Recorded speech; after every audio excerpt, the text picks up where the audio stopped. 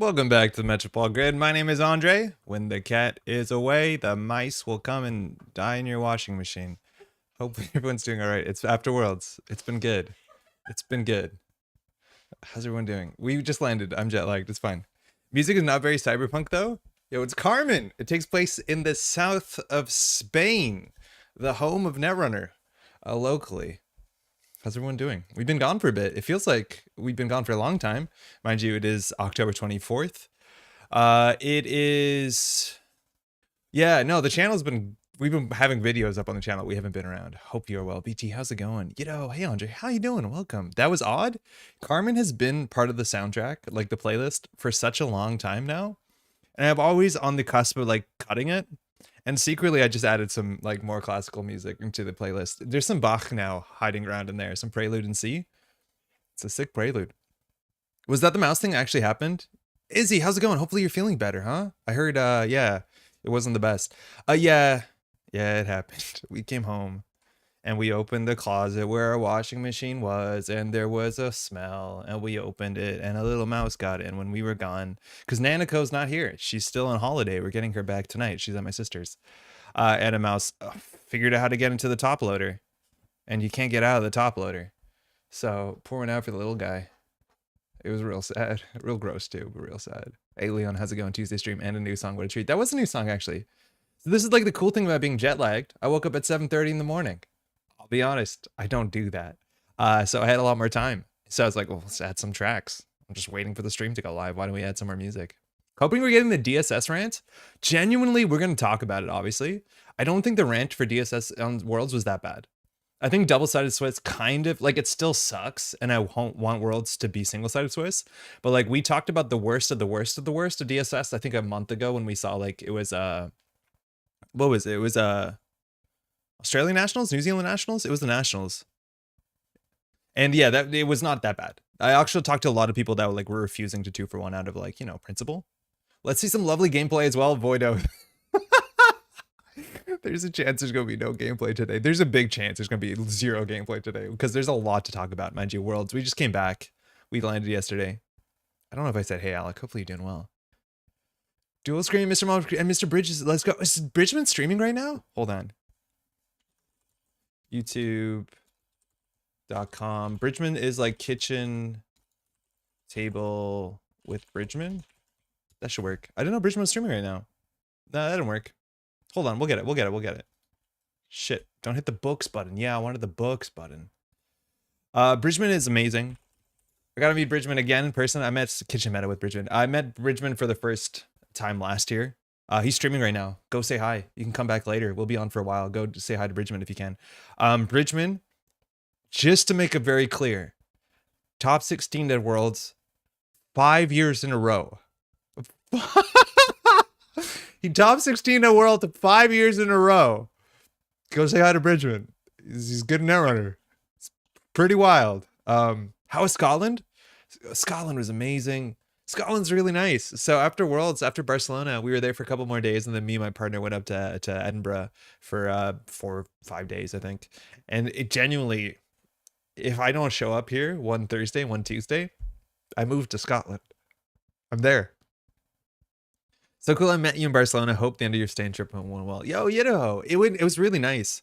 So I got to do the touristy stuff at the end of Barcelona, and then we traveled to Europe. So there's a lot of stuff going on that end. But nice to meet you. There was a lot of people who came up and said hi. Obviously, I took a bunch of like photos with people and signed stuff. It's always really, really nice. Again, there's so many folks that I've never had the opportunity to meet in person because the last Worlds we've been to was, you know, it was just 6 hours away from now. So it was like so lovely to meet all these folks that either I know their name, their patrons, their viewers. There's a lot of people even who came up and be like, I'm a big fan of the channel. You don't know my handle because I don't say anything in chat and I just watch for years. And like, that's totally cool as well. But it was really nice.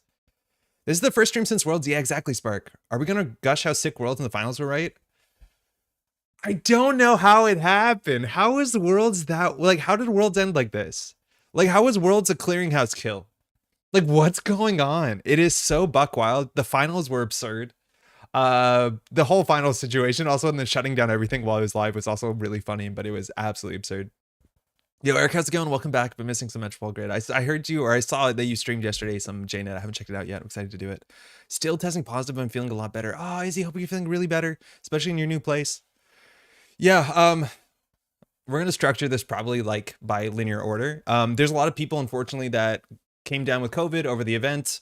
So there's a lot of people that are posting in the Discord. I cannot also shout this out enough. This did not happen last year at Worlds, but the folks that be from NSG put up a Discord server called Worlds Barcelona, and it's shutting down tomorrow.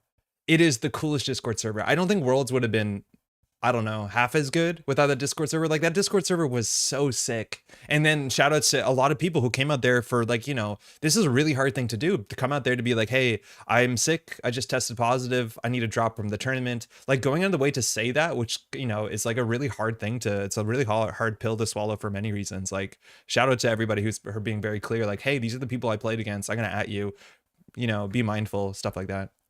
It's really good. I tested positive for a month after COVID. D! Oh, I met D for the first time in person too. Oh, D's lovely. D did great too at Worlds. Super nice to me. D, Queen Bee is Cable, right? Fingers very much crossed to see you Saturday, the CO. Thanks, Andre. It was second result. Oh, yeah. Okay, it was? Did I miss it? Wait, excuse me. The line was so faint when I tested yesterday. I'm super confident I can make the CO, just not testing today because I need to conserve tests. Oh, beans, yeah. Hey, David, glad to hear you had a good time in Barcelona. Hello from Hawaii. I had a great time. I'd do it again. I feel like a lot of people would. Well, so just to be upfront here at the beginning of the video, we're going to be streaming for how long we normally stream on Tuesdays. We're largely going to be going through like the world's thing to talk about my experience, to show you the stuff. There's a lot. Like, I already have a lot of tabs open to go through stuff. I want to be clear. I've been like checked out of Netrunner for the last week after Worlds, right? Like, I didn't have data on me, so I'm walking around without a phone, just enjoying the Highlands in Scotland. And so like, I don't know what Netrunner DB looks like. I don't know what the deck lists are posted. So there's a lot of stuff to catch up on. Mind you, there's huge news on multiple fronts from NSG across Worlds about like rotation and like new netrunnerdb.com. Like, there's just like a lot of stuff to go through. So we're going to be going through that mostly today. I don't know if we're gonna play Netrunner DB. Oh, sorry, Jinteki, if we're gonna play any Netrunner. If that turns you off, so be it. We'll be back on Thursday. Pat will be here too, so we'll be playing more games. But yeah, today is mostly gonna be like just, you know, hanging out. Maybe we'll play some games. Hey, Kat, recovered from jet lag yet? I'm like, no, but like, it's the best jet lag. It's the jet lag where I'm sleepy at 10 and I wake up at 7 in the morning. It's like the jet lag that I wish my life was always. So maybe that's not the most cost-effective way to get my life back on track, but it's an option. Crimin should run multiple breakers, it turns out. Yeah. Yeah, probably. QG and BNB was screaming watching the finals. It was it was so bizarre. We couldn't even catch up with what was going on. We missed like some real subtleties. Like, Sokka's last turn was like, take 3, go. And then time was called right after it. Like, there was all these minor things that, unfortunately, things are not mic'd that might be a bit less obvious. So I haven't rewatched the finals, but God, the finals were absolutely absurd. Happy I got to stand behind Dan during the final. Definitely a highlight. Yeah. Oh man, that room was killer. Dan played his heart out in a 10% matchup. Queen Bee is Cable. Yeah, right on. Cable carnage. Yeah, that final was really good. It was really, really, really good. Watching both sides, even the game before that final, like the second game before that, where Cable barely got through against I want to say Odal, right? I just don't want to mess it up. I'm pretty sure it was Odal. That was also absurd. Like, such a narrow game that he got his margins and he just got over that hump and like closed the game out. This is it, right? Yeah, Odal. Thank you. It was great. Silent stream during that Deer was fun to recognize folks in the crowd. Yeah, there's like so many people too. It's like, I've seen them on camera. Like, I never met D, but I saw D on like East Coast National stream and stuff like that. So I was like, oh, hey, how's it going? It's my favorite worlds despite it being a billion degrees. 90% humidity, 9 degrees heat, still a great time. Yeah, that room was swelteringly hot. There's some photos. Jeff put up a recap. So there's some good photos. The tournament recaps have been really good from NSG. They've started doing them this year and they're really good, but we'll see photos of the room. The room it was in was meant to be like an art gallery space and it was gross. It was the hottest room. There was like a skylight in the middle too. So like, if there were some tables, you were just getting cooked. You were just getting absolutely cooked because of the glass. And but yeah, I played only COS. And then luckily the streaming room was a separate room that was air conditioned, which was kind of like the best kept secret of the whole event. But yeah, it was really hot in there and it had some impact on the game. I don't know if it was too much for anybody. The room also smelled really bad. It's hard getting that many people in one space. Like, it's not that people smelled going into the event, but it's just like, it's hot in there. It's really hot in there. I think tapas needs to be a requirement for picking world locations going forward. Are you a big fan of tapas? I'm not the biggest tapas guy. I'm not. But I feel like, I don't know. Did you find good vegan and vegetarian food? We actually ended up finding some really good stuff. We went to one place. Oh man, I have to look up the name, but I recommended it to a couple people. We actually ended up going there twice. It was really, really good. Hey, Ba! Excellent finally meeting you in person. It was really nice to meet you in person too. I wish we had more time to talk. We only caught up on the one day of COS, but it was really nice meeting you finally. I made Decklist of the week while you were gone. It's sad, of course, it was a week you were off. Yeah. Yo, Netrunner DB actually messaged me. They're like, can we let Eric have the Decklist of the week right now? I know you're going away. I'm like, it seems like a cruel joke. I guess we could do it. We'll go back and play it at some point, Eric. We need a lobby for Andre to play retroactively. Want to see it too? Yeah, we will. And I'm pretty sure also like Eric played it on his channel in person. Hey, Bogwraith, I'm using JNet to learn the timing of the game by trying many different actions by using 2 accounts I made to be able to play both sides and observe how the rules are applied. Bog, firstly, that's wild. That's a lot of work. Secondly, just watch out because JNet is not a rules machine. JNet will allow you to do a lot of things improperly. It's kind of, it does enforce some things, but just be careful. If JNet allows you to do something, that does not mean that it's legitimate for timing because JNet doesn't hold priority. JNet doesn't lets you res things largely whenever you want if you click on things. So sick, but I'd be careful. It seems like you're sinking a lot of time or spending a lot of time potentially learning something incorrectly. So just be careful with that. You might be better off spent like asking somebody or get involved in GLC and ask people timing questions. Because as much as playing both sides is really cool for testing stuff, just watch out. JNet doesn't do rule stuff. I recommend everyone interested to check out Sokka's latest stream. Really incredible review of the tournament and gets into a ton of nitty-gritty strategy stuff. Yeah, I'm really excited to watch that. We have that open here. So Sokka did this last night. Again, we just came in last night as well, so I haven't caught up on anything. But his recaps are always really good. It's like 4 hours of a stream going through everything. I was so impressed by a bunch of the people that we were allowed to have conversations with. Oh, there's actually like recaps on tournament stuff. This is really cool too. But like the interviews that were had on stream and off stream with some of the top players who are like so willing to talk about some of their big decisions and what they think of the meta and all these like really, really crunchy stuff were some of my favorite parts of Worlds. Like talking to Pincel and talking to Rongi Dodge, which were unfortunately largely off stream, the conversations I had of them explaining like how they built their decks, what they think, what they thought the tables were going to look like, why they ended up on some strange lists as opposed to other lists. Mind you, there's a ridiculous matchup between these two players off camera during like round 4, round 5 that Rongi Doge came up to me after and said that was the tournament of the event. Where actually I think Cable Carnage managed to like score out or something. I think he managed to flatline against, because they played earlier in Swiss and Rongi Doge, or sorry, Cable barely won and Rongi Doge was watching it and saying it was like the best game of the event. But like listening to these people come up and explain, like I haven't talked a lot with Pincel, but understanding how NWE ended up on like this very interesting, Pincel was not on Ghost Tongue. Like there's some really cool decisions that are going on behind the scene. You got AC? Yeah, we did. Unfortunately, you heard it in all the commentary.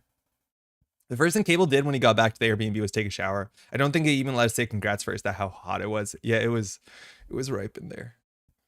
I wasn't keeping strict while traveling, but we found a lot of really good veggie options. Oh, sick. Right on.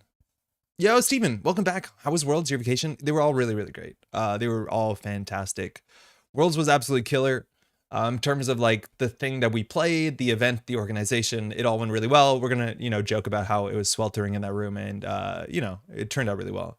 Cable swept Sock and Swiss. Yeah, exactly. Yeah. Shout out to Rongi for the Nightmare NEH deck. Yo, Rosenheim, how's it going? When I was learning JNet, let me score an agenda mid-run. Whoops. Oh, yeah, that's a really good reason, Chris. How's it going? There's a lot of stuff that JNet does not enforce. Bog says, thank you, Andre. Yeah, of course. Hey, Andre, gonna finally meet you. Briefly look through my deck for Altar. It's great stream setup. That was awesome to have that sort of coverage. Thank you, man. Yeah, it was great to meet you too. Oh, yeah, the stream setup stuff, mind you, it wasn't me at all. None of that stuff was me. That was all NSG stuff, and there's a whole conversation about that because the stream setup largely was almost entirely held on the back of volunteers. And so like I don't know if these names of these folks are sung out enough. I think there's a lot of stuff we can talk about. Criticism of how the stream setup could be different or better. Of course it could be. It always could be. But huge shout out has to be given to a lot of different folks, specifically Lox. And I did not know Lox. Lox, I think, is on the JNet dev team. And Lox is, I believe, a Portuguese player who basically came in and wired everything and ran everything and was doing most of the computer work all the time. And Lox, like, did so much, did all the troubleshooting, brought all this, like, stuff together. It was an absolute Herculean effort from Lox to make things work. On top of that, like, Not Yeti and Aksu were there helping set up all the time. Mind you, the overlay that came in for Worlds, I don't have the exact name to shout out. I believe it's Alex, who is the same person who made the overlay that was used in the UK Nationals earlier this year. Or sorry, not UK Nationals, maybe UK Nationals later this year, but the East Anglian Nationals that was streamed. There's, again, so many folks that got together to make it work. It was like way more punk rock than I think I was expecting. There was like, obviously, you know, the camera used to stream the game wasn't as good as it probably should have been. We had no audio in the room and all this sort of stuff, like all these hurdles that were thrown out, regardless, like the team there on the floor made it work. So again, that was all volunteers. It was like all entirely volunteers. I think Jeff said specifically he was meant to be in charge of the streaming stuff, but it kind of like got out of his hands because he had so much other stuff to do, being the head judge in terms of organized play at Worlds, and he did a killer job on that side. But like so many people stepped up as volunteers to make the World stream the way it looked. So it's hard to beat. I think it was like, I don't know. It was like I showed up there during setup on the Thursday, I think it was the night before when we just flew in. And I was like sleep deprived, and they sent me home at like 7 o'clock because I slept 2 hours and I was kind of falling apart. But like things look really rough on Thursday. It did not look good. A lot of the pieces, like we just did not have the right mounts, and like it was not great. But like so many folks worked so hard to make that thing work, and they really did. So huge shout out to that team, because I don't know if they get enough praise to make it so that everyone away can participate in Worlds, but like Aksu, Not Yeti, Locks, they did so much. And of course, like Josh, Orbital Tangent, helping organize too and casting stuff too, Swery, Jeff, like a whole bunch of people made this happen. So the venue is sous vide. Oh man. Locks on the NRDB and Cobra dev team. I met him for the first time. He's like not too plugged into Netrunner as well, which is really funny. It's like the sort of thing that I know I happened with my partner, who is not as plugged into Netrunner as well, and she helps run organized play. When someone comes up and says like, oh, I'm playing PD, it requires a bit of like, you know, you need to know it's inside baseball to understand that PD should be searched up as Haas Biroid, let alone precision design. And like Locks, I don't think is as plugged into the game. He knows a lot of other card game stuff, but like still absolutely killed it out there. Like it's so cool. How's the weather, Barker? I heard it was quite warm around this time of year. Yeah, it was really warm. We went to Scotland for the next week, so it was really cold and rainy, so we kind of balanced it out. But the venue was like very grossly hot. It was something in there. But I enjoy the weather. My partner was a bit less happy with it. She doesn't do well with warm weather, but like we walked around for days after, and it got a bit cooler. Sunday was nice because it wasn't as sunny, so it wasn't as hot. I did Cyberpunk Escape Room with Locks. Great person. Oh, yo, that's sick. Yeah, Locks is so nice. Streaming team did such an amazing job to make it happen. Yeah, they did. They put something good. They put something really good on. You're back. Hey, Spark, how's it going? Welcome home. Hope your travels are fun. Yo, Chinchling. Chinchling, one of my teammates from COS. I think that's largely where we started the conversation. But our COS team, we did pretty great. We were BIN Geo front. We came in 13 out of 65 teams. Can't feel too bad about that. I played Eternal. Eternal's a mess. I think the format should be destroyed. I think they should get rid of the format. I don't think it is a functional format. I think the format is broken and they have to fix the format. Excuse me. Eternal's messed up, y'all.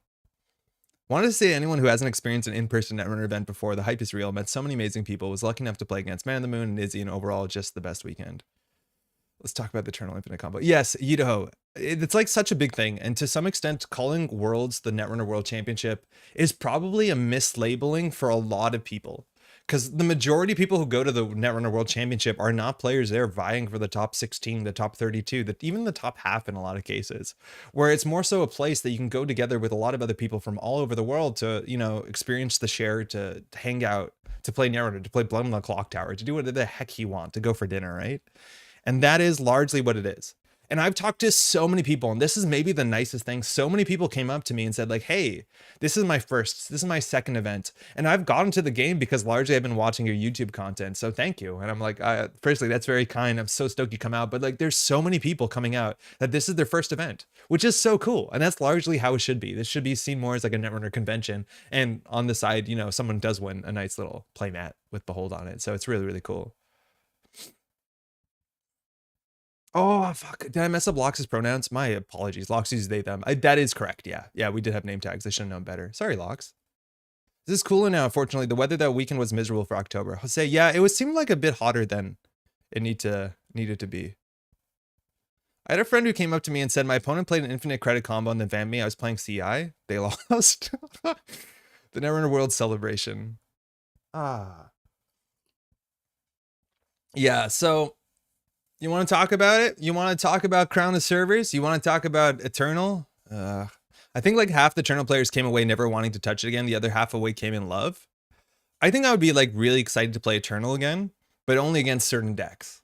Like this is the problem. I don't know. Someone shared, I think it was a Nemanaya, the quote from like a screenshot from Discord, be like, "Oh, Eternal's so fun. You can build whatever you want." Oh no, not like that. So round one, there were two players at the event that had discovered what I would call an infinite money glitch, in which there is unfortunately a way in Eternal to make infinite credits. Because recently there was a change with the idea of that swap is considered install. That was a change recently, and it comes into play with things like Tattoo Bola and, you know, ASA Group and all that other stuff, where you swap cards, it's an install. And that is a problem. Not so much in standard right now, but like I have to start doing a better thing where anytime there's something that I like is, oh, that's something I should look into. Oh, that's something that I know it's going to be a problem, but I don't have the time to address. I need to write it down somewhere, because I remember having conversations with like Jeff about this to be like, swap is installed. That's can't be good for the game, on the basis that like that probably breaks something horrible in Eternal or does some sort of interaction. It just takes one niche interaction to make a big issue. So we have a big issue. So let's talk about it. I think we can pull this up here. I think so. The two players that did this together, shout outs to them. They were working on this in private, is Wow Warlock. And then I played against Cobra Bubbles round one. So let's play a bunch of weird cards that nobody knows. Can't believe I took Mercury to 5th in Crown of Servers. Yo, you did so well. Your team killed it. Shout out to teams Eli and Trillion. I don't think I introduced myself to Eli. I think there's a couple people in QTM that I didn't manage to meet. What did you run in Eternal? I made some mistakes.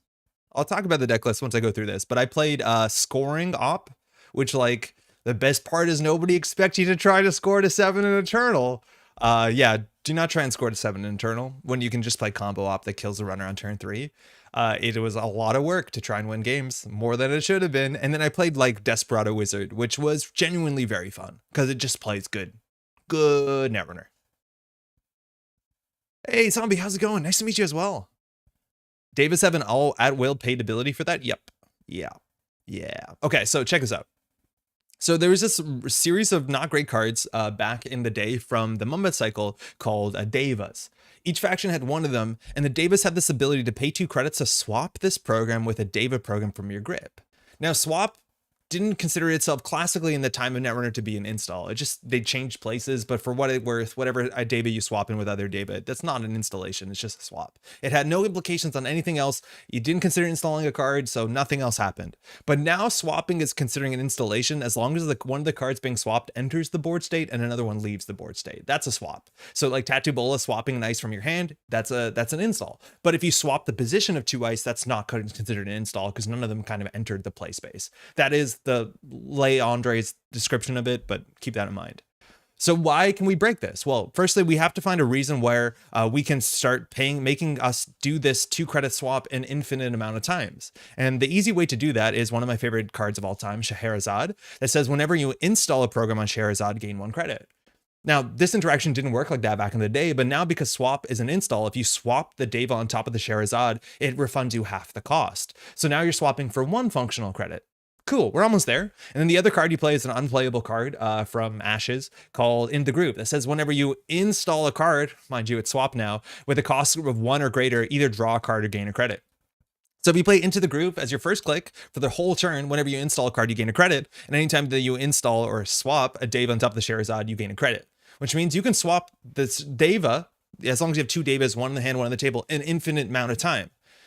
Now, why would that matter? Well, because there are cards like this that say whenever you install a card, put a power counter on this, and then when you trash this, take all credits from Technical Writer. So on turn 3 against Cobra Bubbles, on my first round of Eternal, they got infinite credits and the game was over. And it sucked. And I sat there thinking, looking at my player on the left playing Startup, shout out to Jiat, and looking to the right to Changeling playing Standard. I have made a terrible mistake, and I'm now locked in for the rest of the day in this hot room playing against runners that can get infinite credits on turn 3. And I honestly was considering QQing. I felt so bad. I was like, I think I'm going to scoop and walk away. This game I did scoop, but admittedly, like with infinite credits, the corp deck, firstly, what they'll do is they'll vamp you, which means you just don't have any money as a corporation. I'm an asset deck, so they can just trash everything, let alone they can trash everything for free, because Marathon means they can just make free infinite runs on remote servers. And then, of course, they can just use one of the worst breakers of all time to break every single vice, because it doesn't matter. They have infinite credits, so the game just falls apart.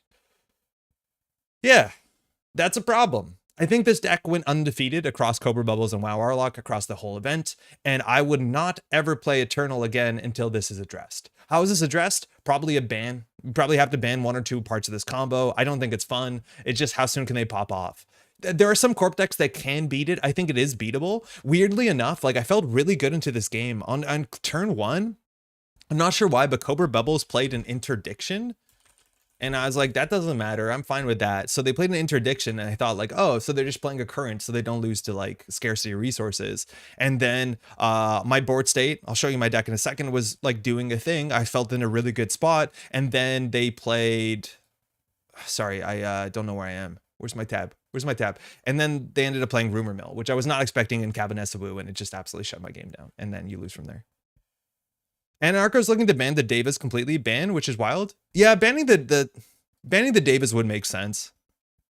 I think that's another way to deal with it. It's like the Davis don't have any purpose in the format besides, you know, this. I don't think they're gonna change like the interaction. It's weird if it's not consistent. For what it's worth, like I don't know whether the interaction, I've heard like, you know, rumors and stories about the swap as install interaction changing like pretty heavily in and out of testing, but when the last set came down. So like, it's hard to see the implications of it, but it's very easy. And again, we have to write this down. Anytime we hear something that thinks is going to break a format, we have to remember it because, and we said this last like 2 weeks ago on stream, there's two kinds of players you can find into the Eternal term SUS. Players who are playing Eternal because it's fun and they just want to play some old decks, and then players who tested for Eternal, who went out of their way to go find those multi-card combos that we've never seen before. Because me being a chump, I'm just playing a Wizard deck because I think Wizard is fun. But them being, you know, sort of absolute falcons of Eternal, they're like, we're building with pieces to make something unique that we've never seen before. And it turns out it gets busted really fast. I'll go through my rest of my Eternal rounds because it got so much better from that. But like after game one, round one, I wanted to just like walk away from the tournament because I thought every player would be on this and then there would be no games. Turns out it was only 2 players in the whole room from my understanding. And I almost sat against both of them. In round 5, we sat down and then WoW Warlock sat across from me. I'm like, God dang it, what is going to happen? This is my last round. I'm going to lose 100%. And it turns out they sat down at the wrong table. And I got set against Chromatically and all the folks from Pittsburgh, which was really, really nice. WoW Warlock's probably a lovely person. But yeah. Let me catch up on chat. Yeah, Steven. Yeah, it's a problem. And then like you have to track your credits. I don't know why Cobra Bubbles was actually tracking. They said like, I have 100 billion credits, and they'd be like 100 billion minus 2, 100 billion minus 3. I think you legally have to. I think affinity is infinity, but I think for some reason you are required to track your credits. Once you have 1,000 credits, you can draw instead of credit. You don't really need to because the deck has a way to draw its entire deck. How does it do it? Oh yeah, you're right. They do draw their whole deck. Once they have enough money, they crack one of their technical writers, and then they do the Davis swap, and then they draw their whole deck. With the into the group. You're right, that did happen. It was like turn 3, infinite credits, the runner is holding their whole deck. That's a problem. Are the Davis so bad the runner wants to play Worm instead? Well, the problems with the Davis is not they're so bad, but they're very limited what they can break. Like Worm is weird as being one of the very few AI in the game that can actually use money to break every single ice. That's very notable. It's also only 2 influence. Woomer Mill. I actually liked playing the Davis a lot back in the day casually, but yeah, banning them in turn is probably fine. Yeah, I think it's probably fine. Yo, Phil, how's it going? I like the swap and sell rule as it currently exists. Is what make Katea a fun IMO. I'd ban the Davis. Yeah, I don't think they're going to change the rule. I do think, though, that rule inherently does have, like, huge impacts. Like, that is not a small rule to change. That is a really big rule in general. And so this is, like, a nice way to see why it can be a problem. Dojin, this is Eternal. How's it going, by the way? Those broken combos are all what the format is about? Yes and no. I think there's a lot of players who want Eternal to actually be an interesting back and forth with just like much more powerful cards, as opposed to being like, oh, it's turn 3, I drew well, the game is over. Which like doesn't exactly exist as much as CI is kind of there, but like every other game that I played that day had interesting back and forth, and people were making very cool decisions. I don't think it's as like Yu-Gi-Oh as like, oh, I have it on turn 1, I can win. I don't know, but like I've talked to players who love Eternal because it has currents in it. I think I've talked to players who love Eternal because you can do this. But like for me, if this is what Eternal's like, I don't want to play Eternal, and that's fine. That's fine if I don't play Eternal. If that's what people want from Eternal, I'm not the final say on it. Falcons of Eternal. Wouldn't this work with Surfer as well? I don't think so. I'm not sure how it would. Yeah. Surfer coupons is another route to infinite credits, but it requires 2 ice on a server, which literally never happens. Yeah. To be honest, I would forget Into the Group exists. I did not realize Into the Group. I thought Into the Group was draw a card. I didn't realize Into the Group was gaining credit. Because that's the only interesting thing about this card is when it came out, it was a way to like, you know, get click compression on card draw. What are the core played high risk investment? Then you have to know how much money they have. Well, you also write infinite, right? But yeah, no, there's technically reasons. If you have an infinite combo, you have to declare fixed number of cycles and play it out to that. No, Haladri, I totally understand that you have to say like, I'm doing this 10,000 times, but like functionally, no, it's infinite. Just think of a bigger number. Yeah, you X+1. Turns out the game kind of breaks when the runner has infinite credits. It's like really weird because I don't think it's apparent. I think we've talked about this, that there are a lot of Netrunner games which are still lost when the runner has infinite credits. Like this is actually a really wild thing, is that there are many decks, even in the standard format, that if you gave either side infinite credits, they still would struggle to close the game. It's weirdly true. This deck though is very specifically built to take infinite credits and capitalize on that. The fact that you can vamp the corporation, now the corporation can't play the game, and then the fact that you can recur what's it called? You can recur this vamp multiple times. It means the corporation has no chance of doing anything. So it's specifically, there are runner decks in standard that if you gave them infinite credits, you can imagine corps that they just still can't win against. This is one that definitely can win. The programmer in my mind just goes, this isn't infinite, it's perpetual. A true infinite combo cannot stop, but that's just my brain that looks for system crashes. That's good though, David. I think the infinite combo would be okay if it wasn't so consistently available from turn 2 to 4. Yeah, it happens really, really quickly. Like way faster than you think it should. And obviously a big part of that is Cabinessa, who can pull any of these cards at instant speed. And the group shows up in the infinite clicks combo as well. Seems like it was built for Eternal, since like a Diesel or Gamble with extreme effort otherwise. To me, it's like kind of quintessential as being an Ashes card, which are like all over the place in terms of power level. This card has done nothing in standard ever. Hola everyone, Eternal reminds me of MTG Commander. High-end powerful decks, wins with infinite combos. It's fixed with the ban list and considered not competitive format, just so for fun, not for everyone. Pitcher, how's it going? I think though, like that's a big part of, at least my understanding of Commander, is that there's 3 other people at the table. So you have multiple forces that can work together to try and stabilize someone so they can't do the thing that they're clearly trying to do. Because from my understanding in Eternal, or sorry, in Commander, is there's a lot of players that have like, oh, if you let this happen, it'll be a problem in 2-3 turns. So you just try not to let it happen. All right, you want to see the decks I played in Eternal? They're right here in this box, but more accurately, they're right here. So the 2 decks I played, it was this. The best part about this deck is nobody could guess that I was trying to score out. They were all trying to like not die, and it was trying to score out. And so this is not a great deck. I would not recommend this in Eternal, but it is really, really fun. It's just slightly too fair for Eternal. So in short, if I was going to play Eternal, I was going to play Omp. There's no way around it. Of course you are. And then I was actually running 11 agendas and I was trying to score out. All the tricks we have is we have Estelle Moon, which is really good. This is a 3-point card, mind you, and it's just a really powerful card. I would crack this on turn 1 to get a 1-coster and make the 1-coster into something else. And that's fantastic. And then you have Jeeves. I think this card underperformed for me. I'm not sure why I have 3 of them in the deck. The triple install sometimes works, but it actually didn't do that much. I didn't put cards on the table unadvanced a lot, where you can do like quad advance, triple advance, but this card actually was like kind of questionable why I was running 3 of them. I probably would have cut it. It's nice that that's there. They can do like, I don't know, you can do Cyberdex Fire Suite into it. Cyberdex Fire Suite as a 3 of, mind you, was like my favorite part of the deck. On turn 1, you would install the CVS, you would trash it just to get an Estelle Moon for 1 extra credit because she's so good. Just having the ability at instant speed to get Jeeves, to get any of the 2-costers from the list is really, really cool. Then we have team sponsorship. Again, one of my most favorite cards of all time. Just the fact that we can score out to push ourselves forward. You saw a lot of fair runner decks try to take the board apart and you would just rebuild it. Just really quite fun. And then nothing else too splashy. You had Reconstruction Contract Dedication combo. I ended up taking down the one trap we had in the list. I think I'm on 14 influence and 6 points of eternal, so I couldn't figure out how to fill either of those.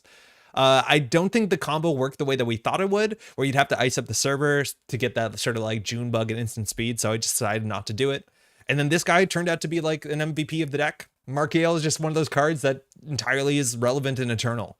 It is one of the few ways that instant speed you can get a 0-coster. So maybe you should put a snare in the deck. I don't think it'd be too relevant.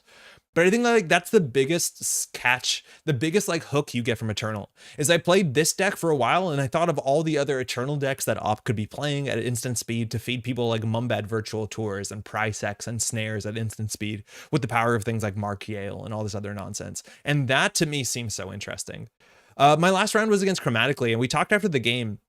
I think what cost him the game is at one point where he was in control, he saw a Mark Yale on the top of the deck and didn't end up trashing it. And I think that actually is a really important card because at instant speed, I can get like a Spin Doctor and that actually saved the game in a really, really big way. So we were talking about this after and he's laughing. He's like, yeah, you see Mark Yale, I wasn't used to having to trash Mark Yale. And yeah, that's kind of the problem. Mark Yale in Eternal is good. Mark Yale in Standard was kind of unplayable. Straight from playing to stream, the Content King. Yo, Axu, how's it going? Really nice to meet you in person. Hopefully you're doing well. That's a name I haven't heard in a long time. Yeah, no, it's really cool. So happy you managed to have a very quick World of Worlds. Fixby, how's it going? Nice to meet you as well. How's your world? Other stuff to mention in this deck, small changes. I put one cost Ice Wall in the deck and 1 0-cost, just so I had a bit of flexibility because at instant speed, you can pop like a Mark Yale to get an Ice Wall, or you can pop an Estelle Moon to get an Ice Wall or Vanilla, depending on that. We have 2 Quandaries and then 3 Tour Guides. The ice were all terrible. And I honestly don't know if I'd play Tour Guide. Tour Guide was so bad. It was really, really, really bad because you always ended up into the board states. The games that you lost were the games in which they trashed everything. And then having 3 additional dead cards in your deck against the criminal that came down with Desperado, Bad Publicity, and like, what's it called? Miss Bones, heaven forbid, the Temujin Contract. Like, the game's over anyways. So these became entirely dead cards. So it's wild that the card that, you know, Acid Spam is kind of based around, for me, felt like the worst card possible on the list. But yeah, that's what I was playing. It was too fair.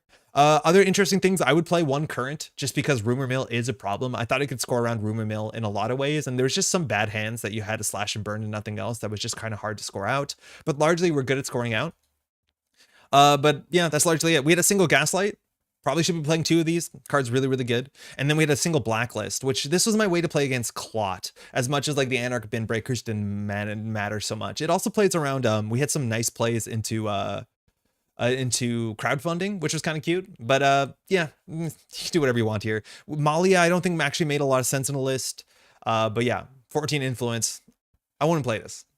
I don't think I'd play this again. It was way too fair. You should probably play the sort of mutually assured destruction combo deck. It's way stronger. It's way better. I miss Tour Guide. Imagine Tour Guide and NEH kill. Yeah. Hey, Veronica, how's it going? I'm doing well. How are you doing?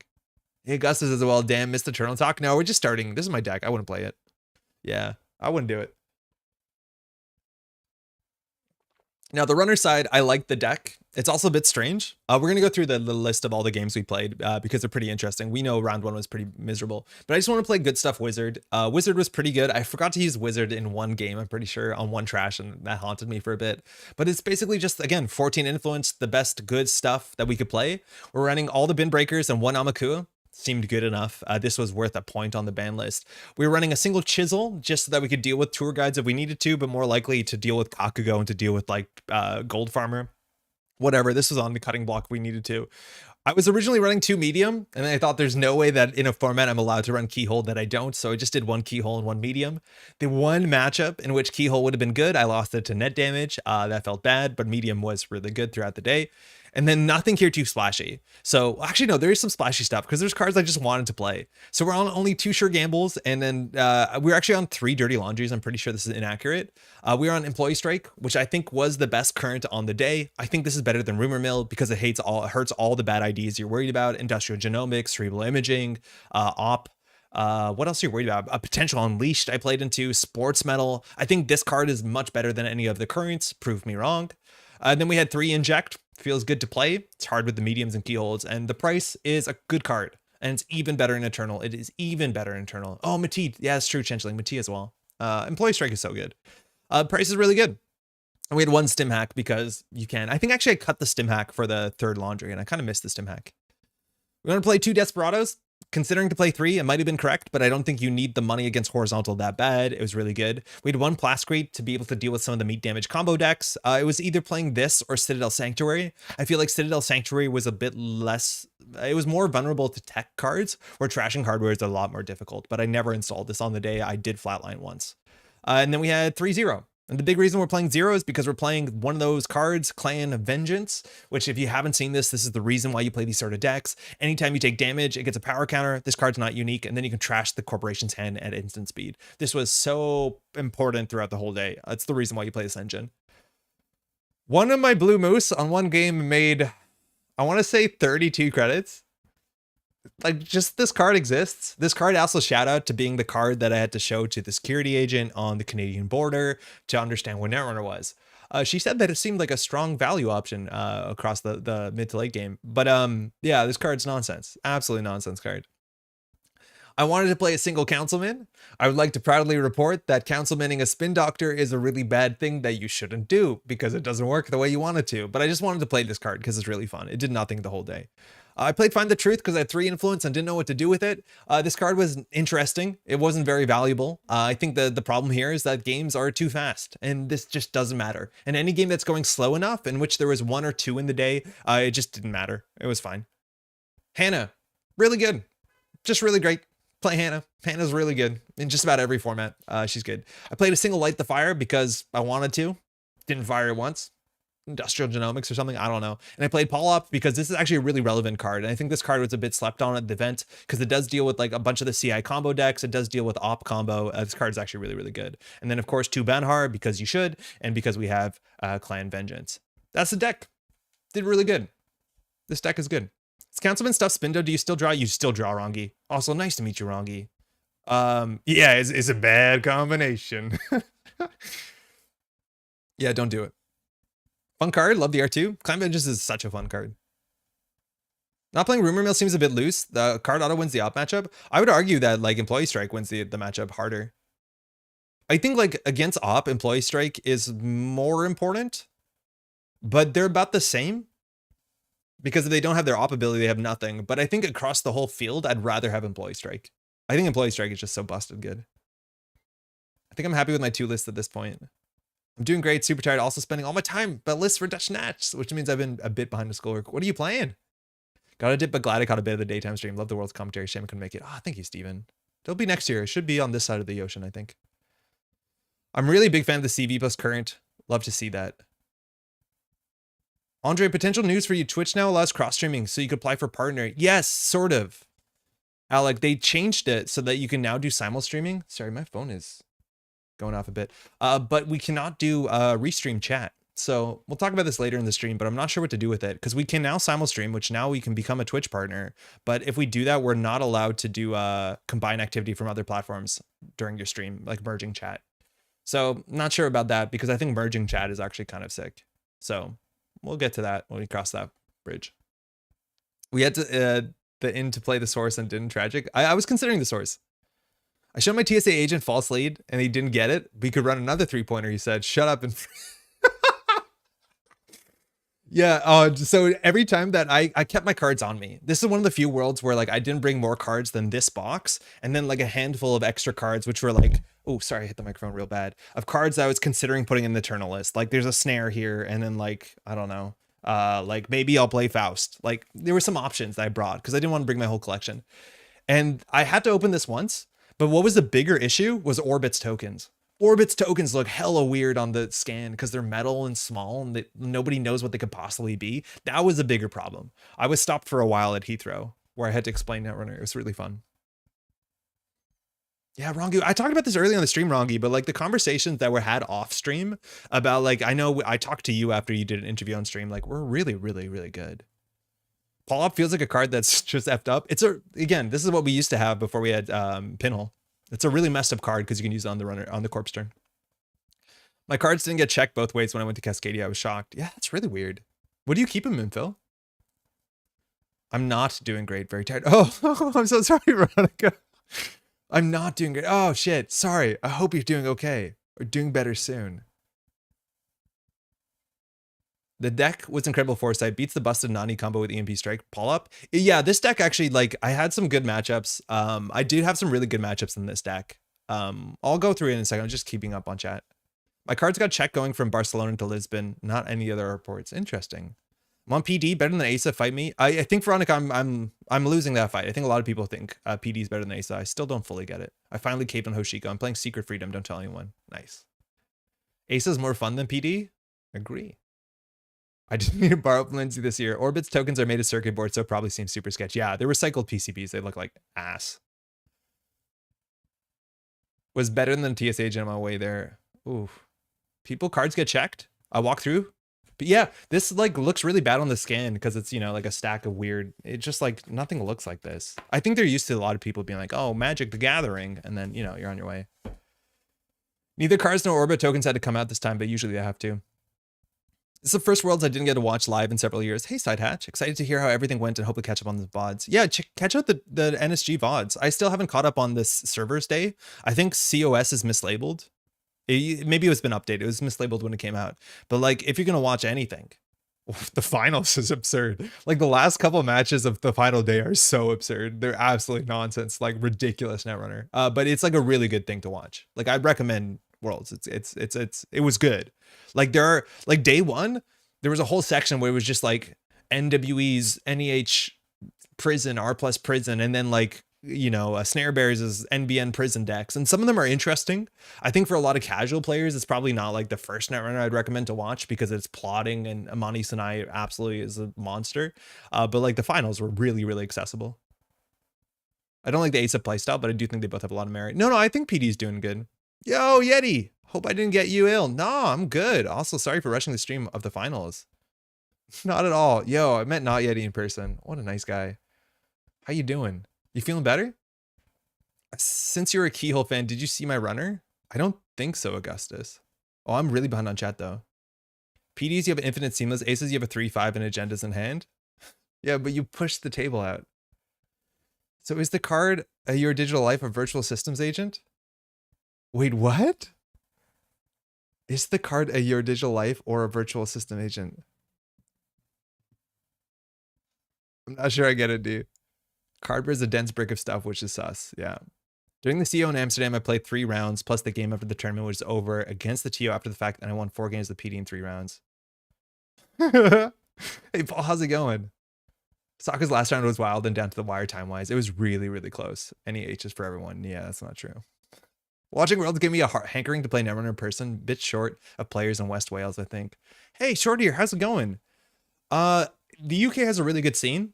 UK Nats is coming up later this year if you want to get involved. But if you're not part of the UK Slack or the GLC Discord, you can reach out. There's probably a lot of people somewhere around. Again, I'm not sure how big the contingent is Wales is in, but like it's a really good time to play in person. I had COVID during World, so I watched the whole dang thing and had nothing else I could do. Fantastic weekend. Hey, Sean, glad you enjoyed it. Also, of course, you did awesome commentary. Thank you, Flesh and Blood. There's a whole lot of carnage on them tables. Yeah, there was. Is that how Cable Carnage puts his cards on the table, or is he like doing something? Because like, is that an edge shoot, or is that just how Dan builds his board state? Because oh my god, is that hard to look at? Like he's playing really well, but like that board state is incomprehensible. It is rough. I travel for a West Wales CO with enough notice. Yeah, there you go. Happy we're getting back to doing G&K in Montreal. Yeah, we have an event coming up in just a bit. I don't think I'm prepared to shout it out right here. But on that note, do you know what that reminds me? This is huge. Okay, hold on. So I have a bunch of stuff, right? Okay, so this is a bag the volunteers got that had their t-shirts and stuff in it. You see this logo here? What's that logo? Can you tell me kindly what that logo is? Let me know. Come over to Bristol. I think that's how Dan plays. Also why the NEH deck is table card is. Yeah, I know. It is named well. It is named really well. I like how Dan plays as well. His board state, I would drive me wild. Not sure whereabouts in Wales you are, but Bristol has an active meta with his own Discord server for event planning. There you go.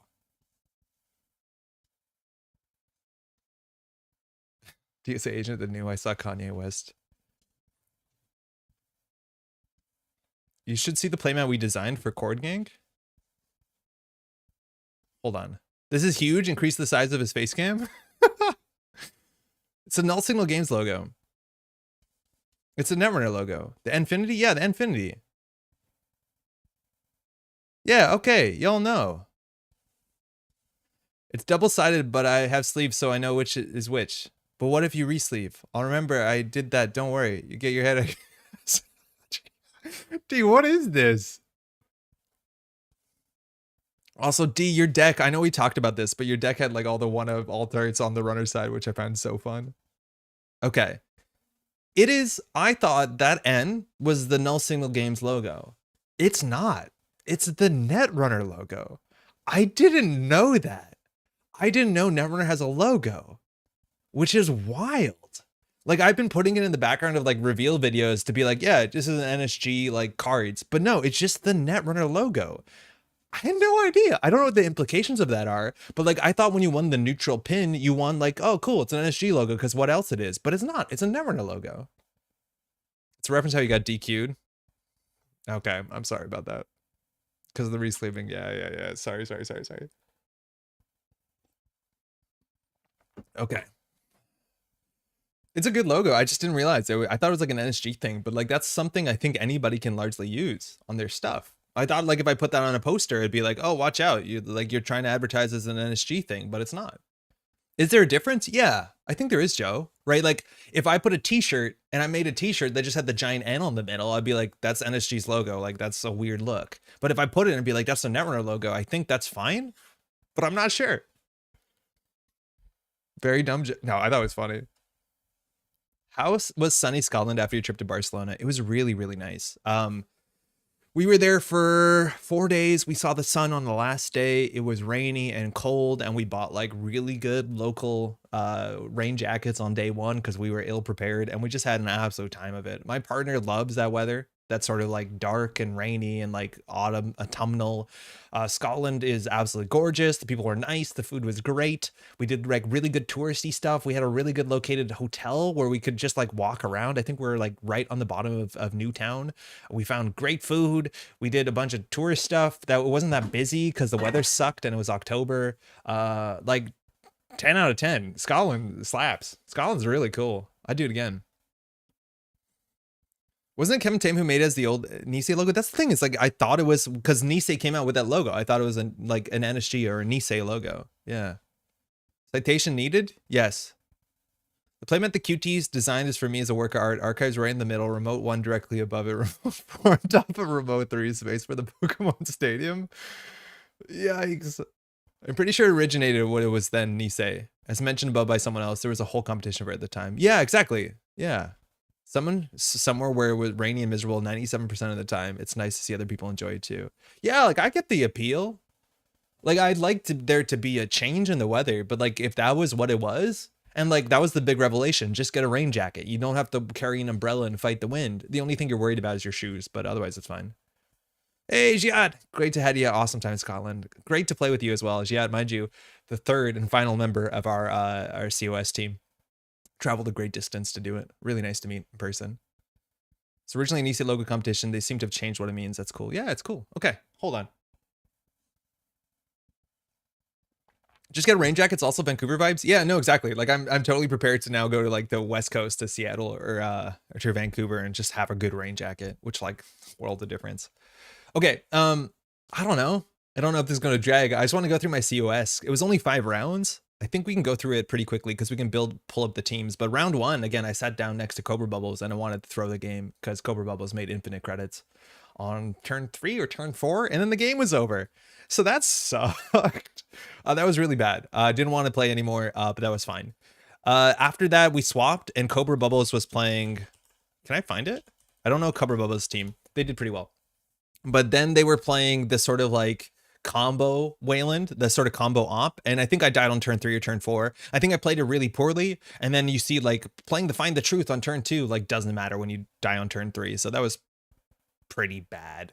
So I felt really bad. I got swept round 1, not great. I think my teammates did all right. I think we were maybe below half. I think we were at 2 and 4 going into that, so somebody won some games. I think it was a split, and then we're off to round 2. Round 2 is really fun. I have a picture of it that was taken by Changeling. I don't have it to share right now, but we played against 3 really nice players from, I want to say, Germany. I don't remember the opponent I was playing against, but they sat down playing Reality Plus. And I was really terrified because Reality Plus is really scary in Standard, let alone in Eternal. What's going on, right? It was one of the matchups that I didn't have time to play against, but I was pretty sure that I was going to, have to deal with mid-season replacements, and that's a really difficult thing to do. So on turn 1, and mind you, the deck I was playing doesn't have a big burst economy, I ran the table and had to steal. Off the table, unfortunately, I stole a single copy of Think Tank Oracle.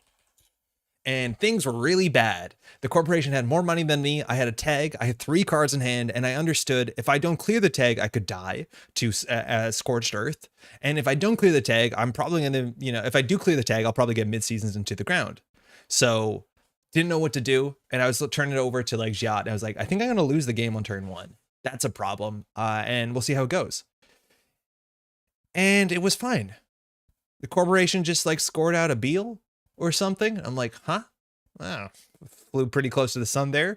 And so it's really difficult with this deck because as you might see on this deck, it doesn't have a lot of burst economy. Most of the economy in the deck is attached to like Blue Moose, and that takes you a couple turns to go down. And that trashing the Blue Moose is actually the most like relevant tag punishment in the whole matchup, it turns out. So I keep kind of playing and trying to get my money up, understanding that if I get like oppoed or mid-season, the game is over. And then the corporation scores out a Bologna in the remote server. And then I start to think to myself, wait a second. What is my opponent playing?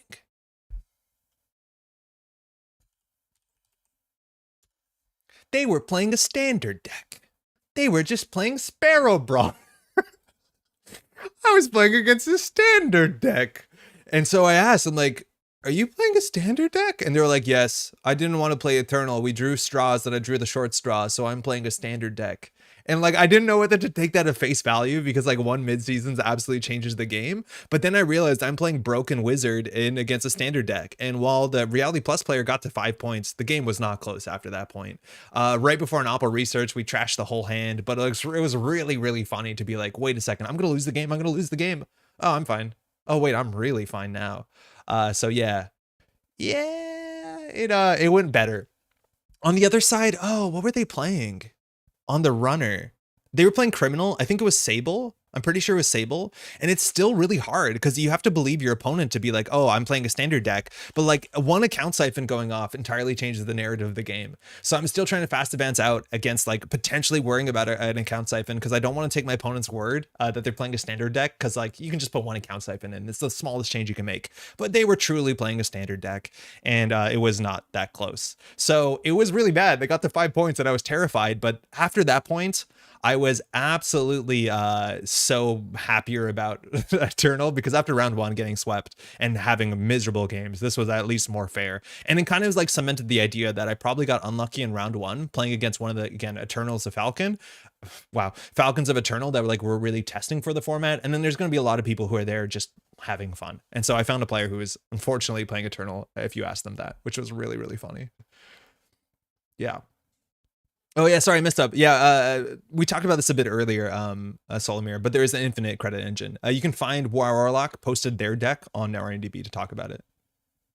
Cobra Bubbles dropped no games. Yeah, TW, I think that deck lost no games at all during the whole event. There was 2 players on it. They lost no games. I think Cobra's list was slightly different. The deck isn't even good in Standard right now. Love that for them. I think I play something like. I played Startup, which is also a dreadful format right now. I heard mixed things from players playing Startup. Like, I heard that the games were not uninteresting, but they were like probably the least interesting out of all of them. But they were like a real, I think, real Netrunner games, which is great. Was Falcons Eternal really the name? No, no, it's not. I don't think so. Yo, is this William Huang? Is this the Netrunner World Champion? How's it going? I'm pretty sure it is. Soccer, how are you doing? I would assume it said your name. Maybe you're on like your personal YouTube account, which like that's how I watch too. It happens. Congratulations. We had like half a conversation with Sokka. I also didn't have the time to talk to Sokka about this, like, because this keeps happening. We keep having this like really weird conversation after like Will wins Worlds, which like just happens pretty consistently now, in which the conversation gets cut off or is awkward for some weird reason. This year is because they're turning the whole event venue down. But last year it was like Startup was going on at the same time. And so like it was really awkward because they were playing startup on stream, and then I had a conversation with Sokka. I'm like, I want to give both people the space they need. It was really, really difficult. I knew your production quality is top tier, but I respect it so much that you played the full entrance of the Gladiators piece and then time to stream start. I love that. Sometimes it just works out. Oh, Orchid posted, hopefully be able to share more soon regarding startup balance. Hell yeah. Minus 94. My biotech wins 5-0. Motions good fun. Yo, Z, how's it going? You were playing, I think you posted it because somebody posted in the Montreal Slack as well. You were posting the what's it called? The like the Josh Quinlan-esque list, which I think is so fun. Okay. Round 3, we get called in. I think we had a little lunch. We went out for a really cute lunch here. And when we came back, and I'm sitting next to a really strong team, it's Pincel, Yakuza, and I'm playing against Jackmade, against Felix. And I was late. Felix found me. He's like, hey, Andre, we're playing. And we came in, and I'm playing against Jackmade. Jackmade is such a nice dude, and he was playing Sports Metal, like a 7-point Sports Metal Game Changer combo deck that is like really fun in the format. And I'm playing my Wizard deck, and I played that side first. And it's going pretty well. It's going pretty well. I put down an employee strike and start stealing all the small agendas, and then Sports Metal can't push itself forward and just doesn't have enough economy. He does a big turn where he goes like fast break, and puts things in a remote server, but he doesn't win. And I actually stole on turn 1 or turn 2 the Vacheron that actually I was on 6 points. So he had to go off, and he did a double fast break turn and put things in a remote server and passed the turn to me. And I didn't know what to do, so I just ran the remote server, and then I got through. It was 2 ablative barriers and stole the last point, and I won the game. It was sick. I was really scared because I don't have a lot of experience against Sports Metal combo. I understood that like getting a Paul-up down is really important, employee strike is really important, but it was a really fun game. Then we played the other side, and I got a game loss. It was brutal. He was playing Andromeda, and he had a really good start. Desperado. I had to score out a hostile takeover. So with bad publicity and Desperado, you really cannot play a horizontal acid game. And then I did shuffle it back. I played a slash and burn to score out. And then I had to shuffle an agenda back in with Spin Doctor. And then I left the slash and burn on the table and forgot to shuffle it in. And then like 3 or 4 turns later, he runs archives, and I'm like, oh, there's a slash and burn here. Oh no, I forgot to shuffle this in. We called a judge over, and the judge was surprisingly hesitant to be like, you know, this is probably a game loss. I'm like, yeah, I know it's a game loss. Give me a game loss. This is messed up. You can't fix this. And I got a game loss on that. We ended up playing it out anyways, and I think I had a very small margin to win from that point. I had like 1 turn where Felix forgot to lock the top of R&D, and I could have audacity'd out, but I lost regardless. We played it out. So we split against that team, which was pretty good. Splitting against Jackmade's a pretty good standing because that team ended up winning the entire event. So we actually I think we went even against them. But yeah, that whole team won the whole event. So I'll take it splitting across that. Yes, it's Sokka. I have a YouTube premium on my personal YouTube, so I use this watch. Oh, okay. Yeah, welcome. Congrats again. I didn't get a YouTube premium. It seems pretty good. I have to catch up. We shouted this out earlier, but Sokka did a good stream yesterday. I've heard good comments so far. We just landed yesterday, so I haven't watched it, but this is Sokka going through again all the matchups and the discussions, which I'm super excited for, because like, I don't know, there's a lot of really smart stuff to be said about what's going on in the tournament. And this last final game was so fun. I haven't rewatched it yet. I want to rewatch it regardless. It was great. Yo, Mar, finish was brutal and you were amazing. Mar, how's it going? I gotta meet so many people for the first time in person, especially like a lot of the NSG folks that are, you know, on the other side of the ocean. So like Mar and Ed and Javi, just as a starting spot, like that's so good. Put together a great event. Love chatting with Jackmade over the weekend. Jackmade was like so nice. Like I think one of the last games of day 1 is Jackmade versus Koida, and they're clearly like laughing and having fun, and it's so easy to see. Jackmade, mind you, made top 16 in like normal worlds, playing I think the coolest op list and playing it so aggressively, even like pursuing lines that I think caught the casters off balance, but like just playing one of the coolest, most interesting decks. And the whole NWE team was expected to do really well at Worlds and definitely did as well. So really nice. Round 4. Oh, Ed's trivia was a treat. I missed Ed's trivia because we had to do like tech stuff on the stream stuff. I was so excited to do the trivia. How did it end up, by the way, Izzy? I walked in and Ed was doing a bunch of it and had a bunch of like paint art, and I thought I could do some really good stuff there. Felix is such a nice guy. Yeah, for sure, really is. Round four, I don't have a name, but I played against an Italian team. They were the sort of like Happy Fox written in Japanese. They were really super, super nice people. We talked about this many times before, but at a tournament, you need to pile count your deck, and my opponent did and realized that they were missing 2 cards. If they didn't realize that, that would have been a bad game for both of us. So they had the time extension to sort that out with proxies, which is really nice, but always pile count your deck. They were playing a deck list, a matchup that I was actually really not looking forward to play against, because I don't know. I thought that this was a deck list that was unplayable in the format. I thought the eternal point system was made so that you cannot play potential unleashed potatoes, but you can. I don't know what the point system actually does to like curb the power of this deck. I think you can't play Spin Doctor. I think that's it. Like, you just can't play Jackson Howard in this deck, but I played against this deck and I was not ready for it. Mind you, this sort of deck is disgusting. Whenever you do a net damage, you basically do 2 damage and you just get the runner to running out of cards. And I won that game with 4 cards left in my hand, running R&D and stealing an Obokata Protocol. Literally the last possible run of the game. I played 46 cards in my runner deck, and this was the one very obvious reason why I was definitely correct. I ended up chiseling down a Kakugo, which was pretty good. I tanked a bit more damage than I needed to, but I was just clicking for credits. This was the matchup where Blue Moose made like 32 credits, and it was really quite fun. But yeah, I got to the last possible turn, stealing the last Obokata. I think it's no spin, no neural. Oh, they were on neural. I don't actually know, like, what can you not play in this list? But like, I was really dreading this. Employee Strike was so good against this. I think a single Employee Strike saved like 4 or 5 damage on top of the card itself that you pay for it, which sucks, but I was really, really, really, really good. Very, very close matchup. Probably got a bit unlucky to get to that point, but then got lucky in the last run because I saw a lot of cards off R&D and hit nothing. After that, I think they were playing a Criminal. I think they were playing also Sable, and that matchup was pretty. No, they were playing Noise. Oh yeah, they were playing Noise, and it was a really fun matchup. They were not playing too run heavy. It seemed like a bit too fair of a Noise deck. They were playing Clan Vengeance, which was pretty annoying, and I did misplay into it, where like you res a dedication and like you res a reconstruction contract and dedicate it, and then you flush your hand out. I think I could have played better about it. I also forgot to fire 2 team sponsorships into a Noise matchup after I scored out an agenda on a really bad board state, and I tilted a bit, understanding that I had 2 cards I could have put back on the table, which is so important against a Noise matchup, and I just forgot the trigger, and I tilted pretty bad. But I ended up winning that game very, very narrowly with only a very few cards left in R&D. So it was pretty close. But the Italian players were so nice. They also gave me a whole bunch of like alt arts that they put together just for playing them. So like, I think we might need a bigger camera from this. But they were super, super nice folks. Like, they made a Trieste model Biroids, real nice and shiny. And there's a couple other ones like Tomorrow's Headline. It's nice to make alt art for the one-ofs because they go a bit further. Turned out really nice. Unsmiling Sarievna. And then an Overclock, which is great. They were really nice people.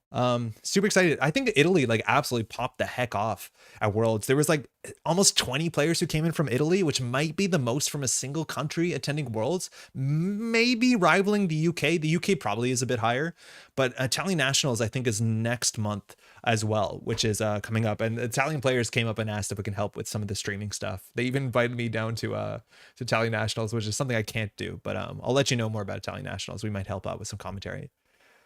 And that leaves us to round 5, the final round. So far I've been swept, and I just swept, split, swept. So 2, 4, I'm 5 out of 8. So I'm above half, which is pretty good. It's my setup, not critically not smiling at that art. In the last matchup, we sat down, and across from us, Warlock sat down across from me. One of the other 2 players that had the infinite combo economy deck. I'm like, this is a terrible last round. But they sat down at the wrong place, and our actual opponents was the Pittsburgh crew. So that is Ben Durance, B. Blum. I played against Chromatically, who we saw at Canadian Nationals, and also Wikinometry was playing Startup. And folks were really, really nice. I've known most of those people. I got to meet Fa for the first time in person, and Fa was absolutely lovely.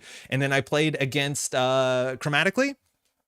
Game 1, I was trying to score out. He's playing in, I think, Andromeda. Yeah, just good stuff, Criminal. And I think I barely got a win out. He was playing very, worried that I was going to combo him. So he's a bit slower. Got the Aaron Moran down, so that's pretty good. But I barely scored out to 7. And then we flipped the matchup. And he's playing Cerebral Imaging. And that is unfortunately a matchup that I actually don't have a lot of experience in for a while. It is a deck that I barely did some testing into, but is the sort of thing that you're expecting to see. And we had such a goofy game. On turn 1, my opening hand was like sure gamble, and then I played a medium and just sent it R&D. That was uniced. I just said I'm gonna win. Run R&D, run R&D. I score a Vacheron and then like a 1-pointer brain rewiring, which is what the deck is going to do. And so now if he cannot win the game fast enough, I will lock the top of the deck forever. And so he puts an ice down in front of it and then just draws up, plays some economy. And I have to understand, right?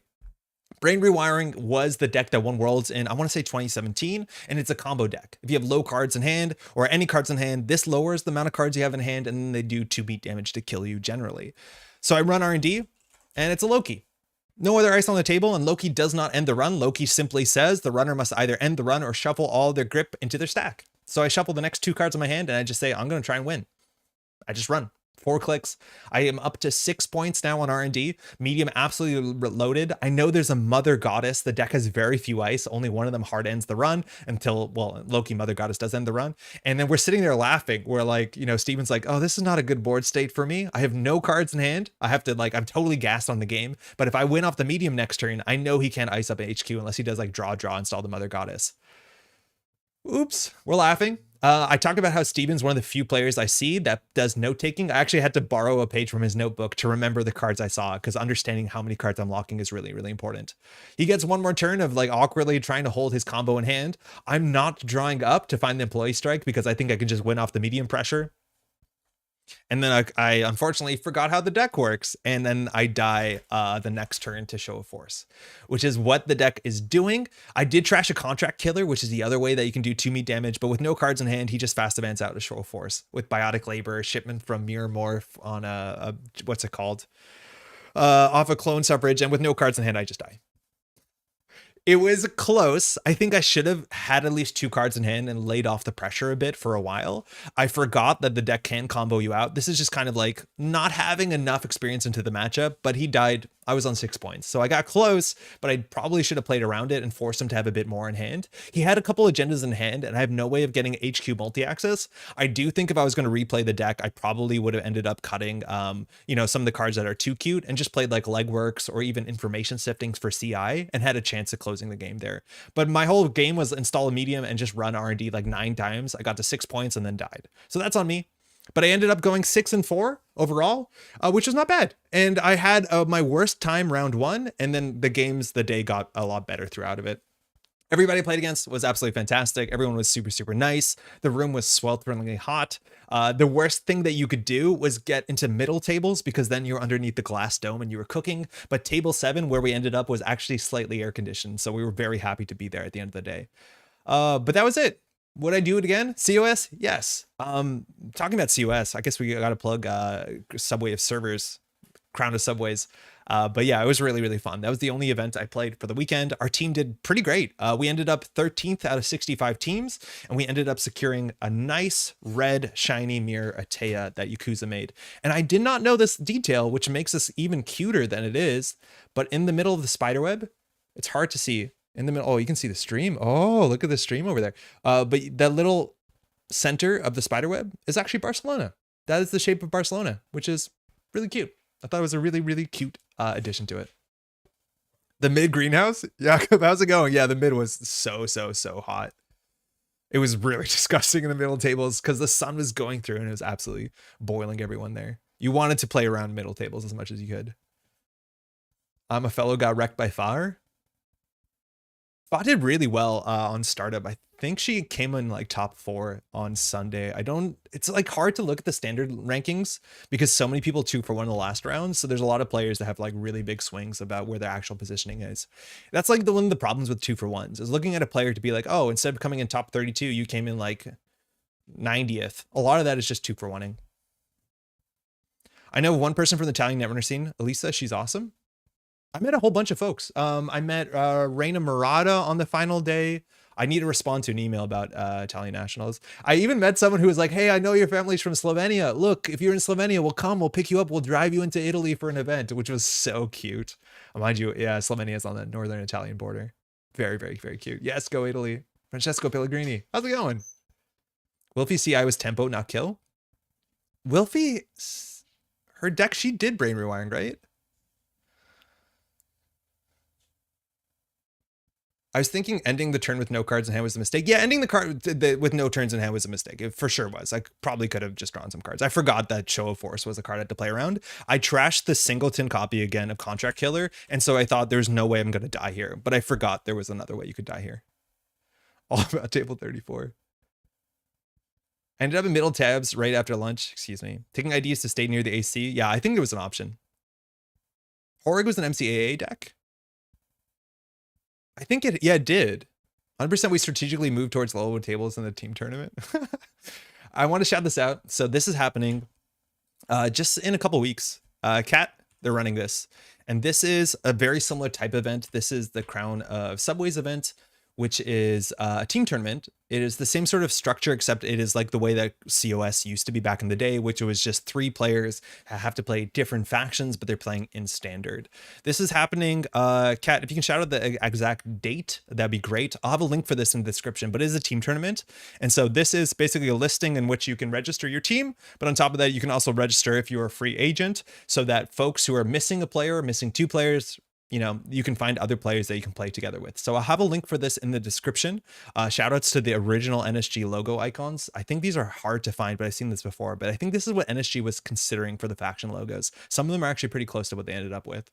But this, I think this was made by Sanjay, if I'm not mistaken. But this is a nice way to register if you're looking for a single person. It's on November 18th. So that's coming up in the near future. I think Kat is also considering streaming the event, so you might be able to watch that. We'll keep you recapped on this. I'm not sure if I'm going to be able to attend the event, but I do know a bunch of folks from Montreal are going to be driving down and having a team there. Izzy says, I've got my train tickets for this now. Yeah, this is going to be a really sick event. We've shown a bit of the prize support as well. Kat wants to have an understanding of how many teams there's going to be to understand how much prize support to create. We saw the Jaguarundi playmat, which is pretty sick, but do register here. These events have been going on pretty consistently year after year, and they're a huge event. More prize support on the way. Is this in person? Yes, it's in person. It's at a place called the Carcosa Club, which I think is probably in Brooklyn, which is in New York, which is in New York State, which is in America, which is in Earth, which is in Canada. Crit HD played rewiring. Oh, so sad to have to miss this. Ah, sorry, Eric. MCA reverse Stinson. Oh, that's true. Yeah, that's right. That was the year though that like brain rewiring was the deck that you had to tech against. Yeah, cool. Yeah, just over the pond. yeah, just over the pond. This is sick. Okay. NYC has a place called the Carcosa Club, my inner Arkham Horror. Yeah, I think it's what it's called. New York. I'm not sure if it's a board game cafe or if it's just a bar. A non-profit gaming space in Greenpoint dedicated to tabletop miniature war games, board games, and card games. Non-profit, that's sick. I've seen places like this. I know there was one in Toronto that was like a board game space for like teenagers so that they could do like cool summer camp stuff. That was like a non-profit. That's really sick. Not sure if I can make it. It is my sister's birthday and I might have family coming up, but otherwise I would maybe consider coming down. We run the occasional event here. That's right. Greg was on rewiring and had the Da Vinci Tech 2 and Heartbeat. Yeah, Heartbeat was huge. Hey, Dirty Dude, same planet. I might make it then. I want to keep saying Schlata as a joke, but I don't know at what point it becomes disrespectful. So we'll see how it goes. Okay, that was COS. COS was sick.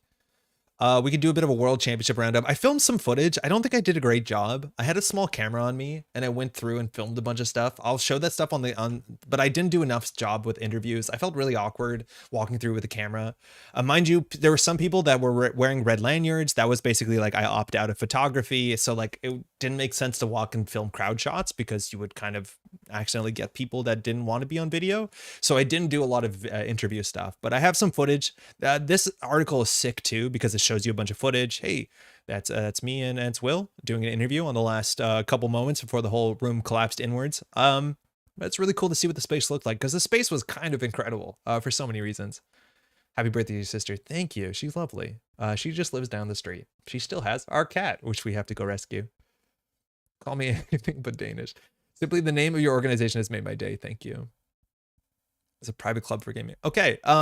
So yeah, Not sure what exactly we can say about this, but the finals was kind of sick. Somebody pinged me for like a timestamp on one of a video a month ago where we said like, why aren't we just playing Clearinghouse and like Wailing Glacier? And it turns out that was kind of the play. On their final interview from Sokka, mind you, played this deck at COS and was surprised at how well it did and decided to put another Clearinghouse and play a 49 card Built to Last deck. This is a deck that I dread playing on NetRunDB because it is, you know, it's a problem. There are things that beat it. I think like, you know, we didn't see that much Arasana in the top cut, but it's called that as one of the things that can beat it. But you can find the deck on NetRunDB. Shout outs here to Unbanned. Getting removed from the venue, taking a photo just down the street is really fantastic. But this deck is pretty wild. Talk about 5-3 agendas being a problem. This deck can and will score out, but it has a lot of really good tech and a lot of cards that might be readers and a very interesting matchup and a lot of really strange stuff. So this was really well put together. This deck to me is a bit of a calling your shot, as understanding what the top meta is going to look like and understanding how to beat that, and playing, you know, some chunky barriers. That makes a lot of sense. Playing Sadaka to deal with the ban me card of Turning Wheel, or sorry, the Twinning, and then the Singleton Rhyme, which I still only slightly understand, but also seeing the Rhyme in the outfit is really cool, as that makes a fair bit of sense. Then you have Biovault, which is the classic that Sokka constantly plays in these Glacier decks, and then like interesting cards like Secure and Protect, and that Singleton Trojan Horse, which is absolutely fantastic. Triple Turbine Lat also beats it. Yeah, I could believe that. If you keep your money up, but you're a shaper. If you keep your money down, you're fine too. We were the appropriately named team on team event Higa Sana. It really was a sauna there. I never know how to pronounce Higa, which is the term for like the sort of comfort that we all try and pursue. Scroll down to the artwork section, you'll see a piece submitted by my partner. Oh, David, we'll do that. On that note, there's one piece of art I want to, was apparently like sold on day one. Piecat, if you're here, if you can hear this, how do I get a copy of that art? It's not a 1 of 1, right? I will find and ask for, oh, we'll get there. We didn't got to watch the finals, but waited outside the venue. The Italian crew sat there watching the stream. It was like in a football movie, excited voice messages, Sokka killed. The final was so good. Shout out to Cable Carnage for playing again. Like Snare Bears had such a wild list that was like, you know, an evolution of a list we've seen before. Seeing False Lead on top tables is pretty wild. It was another interaction, which I don't think we had time to test on the channel, but False Lead Oppo research seemed really, really mean. And that was proven to be the case as well. It was a hard thing to beat for sure.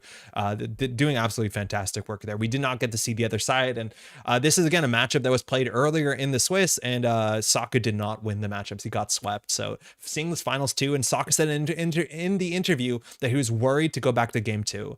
Again, watch the game, but there is a point in time where I think Sokka's holding like 12 points in hand and still barely sneaks out underneath time. The question was asked, mind you, and I'm not going to say this officially, but what would have happened if we went to game 2, considering the event closed down after the final game? And if that was the case, I was told that game 2 would have played with nobody else in the venue besides a skeleton crew, which is really interesting because time was something that actually, it didn't entirely come into play in the finals. It's unfortunate that the finals had to be timed to some extent. I think that did not benefit Sokka, so at least you saw that outcome, so it doesn't feel terrible about it. But yeah, it's... the venue closed and we had some issues on day 1. Mind you, the pairing software just failed.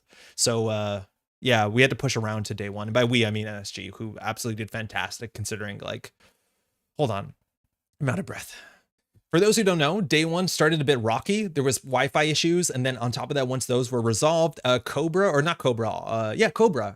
crashed. And so it was, people were not able to register themselves. So I think round 1 on day 1 started pretty late. And that kind of caused the third round, there to be 3 rounds of Swiss on day 2. So like, you know, things were pushed on. Regardless to that, I think things went really well. I think Mara did a fantastic job and she was very proud, or sorry, they were very proud about how the event went, still with the timing. Totally out of breath. The Birds and Netrunner is so cool. It's really good. It's really, really good. Hey, Pat, how's it going? Welcome back. Thank you. You too. Nice to meet you in Parkwell. Yeah, there was a couple of folks that we ran into like in Barcelona, like doing tourist stuff that were clearly Netrunner people. We ran into Cuba at Parkwell. We're like, yo, how's it going? And then I ran into another folk on the street that was just wearing this sort of like a frog t-shirt. I'm like, oh, it's clearly Netrunner players, which is really cute. Finals outside on the park bench with phone camera stream. No, yeah, they were just going to do it inside there with a skeleton crew, which Because the issue why they had to close down was largely because there's like volume restrictions, because this is in a somewhat residential area where like you could not have a lot of people popping the heck off at 10 o'clock. They were not allowed. So they would have to have the finals with as few people as possible in the quiet space, which is really interesting. It would have sucked if we played game 2 with no crowd. It wouldn't feel like a final at any level. Yeah, it wouldn't have been great. It's better than having no final or like figuring out how to do that. You know, we'll do it on the sidewalk. But yeah, having the audience, especially like this is one of my favorite things about the whole production of the stream is that they had like cameras of the players, let alone the background. Like I've spent a lot of time editing together videos, but I don't think I want to do any more networking content without showing, sorry, we have to watch an ad, without showing the player cameras. They're so valuable. It's hard to get that all to work, and shout outs again, we talked about the stream team getting to work, but like seeing the venue, seeing the players is so absurdly invaluable. It is amazing that you see like the players, how they're thinking, the teams behind them, supporting them. Like it is absolutely awesome that these cameras on the side are so killer. Where are we? We're here or something. I ran into Vale and a couple other Australians on street after doing some sightseeing. Yeah, right? Like it's a small enough area. It's really, really cute. He mentioned during his stream yesterday that time pressure absolutely changed how they approach the game. Yeah, for sure. This is the sort of deck that Sokka would have had an easier time if he didn't have to play 2 time, because he was forced to, you know, try and close the game. And we were getting to the point where like points mattered, where like if Sokka couldn't get a flat line, I believe he was behind on points going into like the final time call. And you know, you don't want points to be the deciding factor of the world's finals. Face games were a great addition. Yeah, they were really, really good. Banter was lovely, sad not getting to hear it. Yeah, that was like, you know, getting a microphone into the room is actually a relatively tricky thing to have done, but being able to hear their space would have been pretty great. That's something that will be dealt with in the future for sure. Player cams make me feel right at home. Yeah, for sure. Check it out. There's links here to Sokka's channel. Sokka did a stream yesterday. I've heard only good stuff. Haven't listened to it yet, but it goes through everything. We had a very short interview at the end of the stream to talk about some of the stuff. We didn't even mention the runner deck. I don't think I realized that Hoshiko won Worlds for a long time. Shoutouts. This is Tradden. I didn't meet Tradden at the event. I think Tradden was the person who said the take a promo on the piano, the grand piano in the kind of the quiet space, and that's Javi. That's super excited to meet Javi in person. But Tradden won the startup format. We have a bit of that. I'm not sure. I think Tradden was playing NEH, I would be guessing, and Sable. Not too surprising, but you see a bunch of the lists here. Yeah, I saw nothing of startup. I had no idea what's going on in startup because we were commentating, but I think this is the sort of deck you expect. A big thing about startup too, now that there was 3 rounds of Swiss on first standard on day 2, there's a lot of people that dropped in later. So like, for instance, I'm pretty sure Fa here, who came in 4th, she did not play every single round and still managed to come in top 4, which is fantastic. So I'm not sure if Tradon actually played all 10 rounds. I'm pretty sure all the players here in the top 3 probably did, but it's really wild as a format that you could drop into this event. And so there's a lot of players who are just playing for prize support, stuff like that. Tradon had no endurance, I believe. No, I don't think so. I miss Pichak. Yeah, the Pichak setup was really, really good. I'm really excited to see again the future of streaming. NSG was talking about some other stuff about like making a video kit that they could rent out to help support and facilitate people live streaming, which I think is really nice. I think that would help a lot. Does she go on APAC, Cascadia, EMEA, Intercontinental, and Worlds? Yep. Yep.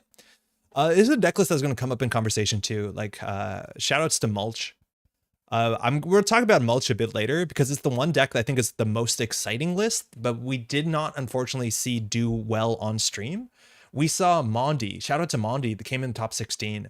But Mondi had a pretty miserable matchup playing the Mulch deck into an NEH. It was into Rangi, but it was an NEH sort of asset spam deck, right? The sort of deck where this is one of those trash forward lists, mulch. But unfortunately, the one game we saw on stream did not work. It just did not pull its pieces together. And then Amani Sanai got on the table, and it was absolutely like that sort of NBN prison that we saw a lot of, unfortunately, on day 1. But this deck is so much better than that appearance on camera, I believe. I'm really excited to play this deck. It's really fresh. You get to play with all this sort of like trash forward cards. On our channel, we actually saw in Can Nats a couple months ago, we saw a bunch of these, like, you know, Audrey engine, trash forward, Knob Curie engines, but mostly out of Lu. And I think that's like kind of the Hoshiko issue to me, is that like Lu, whose ability, like, you know, inherently is meant to work really well with sort of engine, is just kind of worse than Hoshiko. And so while I think Hoshiko is really interesting right now because Hoshiko's ability flipping in and out is actually a bit more relevant, no longer that you want to just stick digital all the time. It's just a bummer that the sort of like, you know, trash forward identity makes less sense potentially than Hoshiko. But this list absolutely slaps. I'm looking forward to playing this on stream in the near future because it's I don't know, it's really cool. I'm not sure about this card, but apparently it's doing well. So really cool stuff. I was even hearing from like NWE, I think Pincel was talking about like, and I'm not joking. What's the worst Netrunner card I don't like? What's the really bad one I don't like? The neutral one. You know the one. Mulch. Need to do what Fab does and retire an ID if it wins too much. P-Check setup was legendary. I aspire to put things together, stream as high quality stuff as they did. Buffer drive. Thank you. Lagu is great in the deck. Your heap is your second grip there. Yeah, no, I believe it. But like I was hearing from Pincel specifically, even talking about they were close to playing buffer drive. Because inherently the sort of late game where you can make your deck entirely of cards, you know, the sort of steel skins and like strike funds was actually worth pursuing. It was actually worth pursuing. And so like we saw this, we just put up a video yesterday about I think it's the lower semifinals at Canadian Nationals where you saw a player playing the Lou trash forward decks with buffer drive in it. And it was like the worst card in the deck because it cost 3 credits. But there is some instance where some of the top players are considering this because it kind of makes sense with the engine if you get to that late game, because there is a late game payoff that makes sense. I think that's absolutely so fascinating to see more of that. But like this deck is, man, I have too many tabs, excuse me, but really, really, really, really, really, really cool. Shout out. I was going to play Buffer Drive Lago Anacom Strike Fund on my next stream. Yeah, I'm looking forward to that. It's really cool. Is cost influence? Yeah, it costs 1 influence. There's a lot of reasons why I don't like Buffer Drive. That's one of them. Not the biggest one, but it's one of them. I actually don't like the 3 cost more than anything else. Direct access. Reprise. Anyways, this thing's really cool. Where were we? Yeah. So I don't know much about startup. None of it was filmed. Oh, speaking about film, this is worth shouting out. Also, I'll have the link to this, but Recursion Cafe.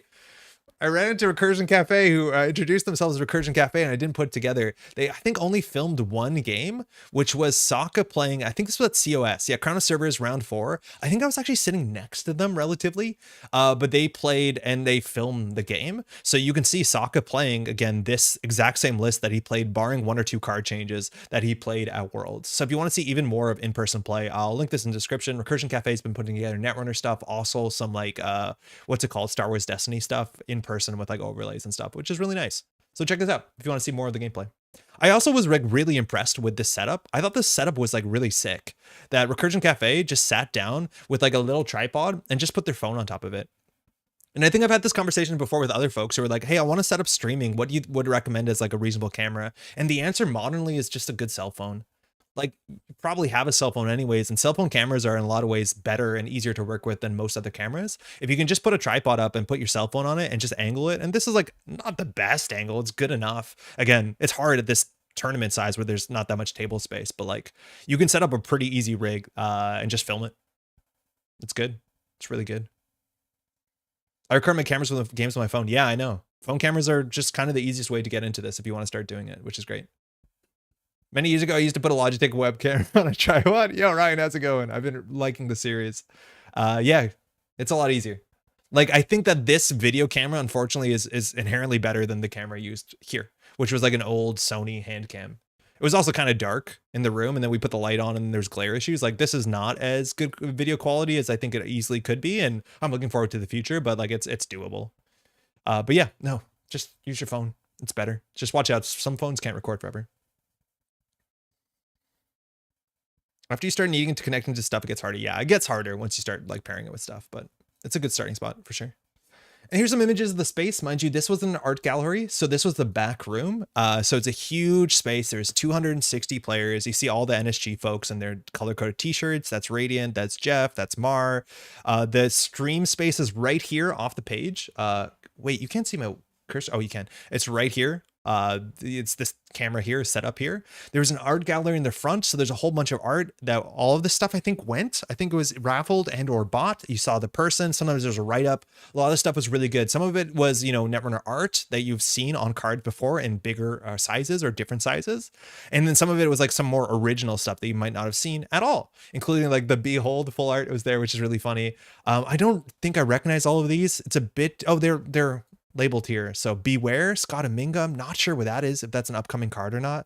Liberty, Rhiannon McCullough, Lunar Dockland ZX Spectrum Style, but Ginevra. Super, super cool. This one I need to get hold of PyCat because I did not get this. This sold out immediately, but this I think was one of my favorites by far. It's just a bunch of all the birds in Netrunner explaining where they're from. Some of them are from obvious bird cards, but other ones are like a bit more niche. They're birds inside of things, but bird breakers. This is so cool. I want this real bad. I need to figure out how to contact PyCat to see if there's more copies of this. Beware's an alternate for Behold that Scott was still fond of. Oh, no way. Oh, super cool. That makes sense too. That's good. That is really good, as Scott art usually is. The stream space seems significantly more pleasant than last year. Yeah, the stream space was nice. Last year was a dark tent, but the stream space was the air-conditioned room. There's a really nice write-up here, some huge shout-outs and thanks, and then a bunch more stuff. Definitely read through this. I love the tournament recaps. This is the space early, or on the day before things filled up. I have some videos going through this so you can see it a bit better. This was the piano outside, in which had the take one, give one alt arts.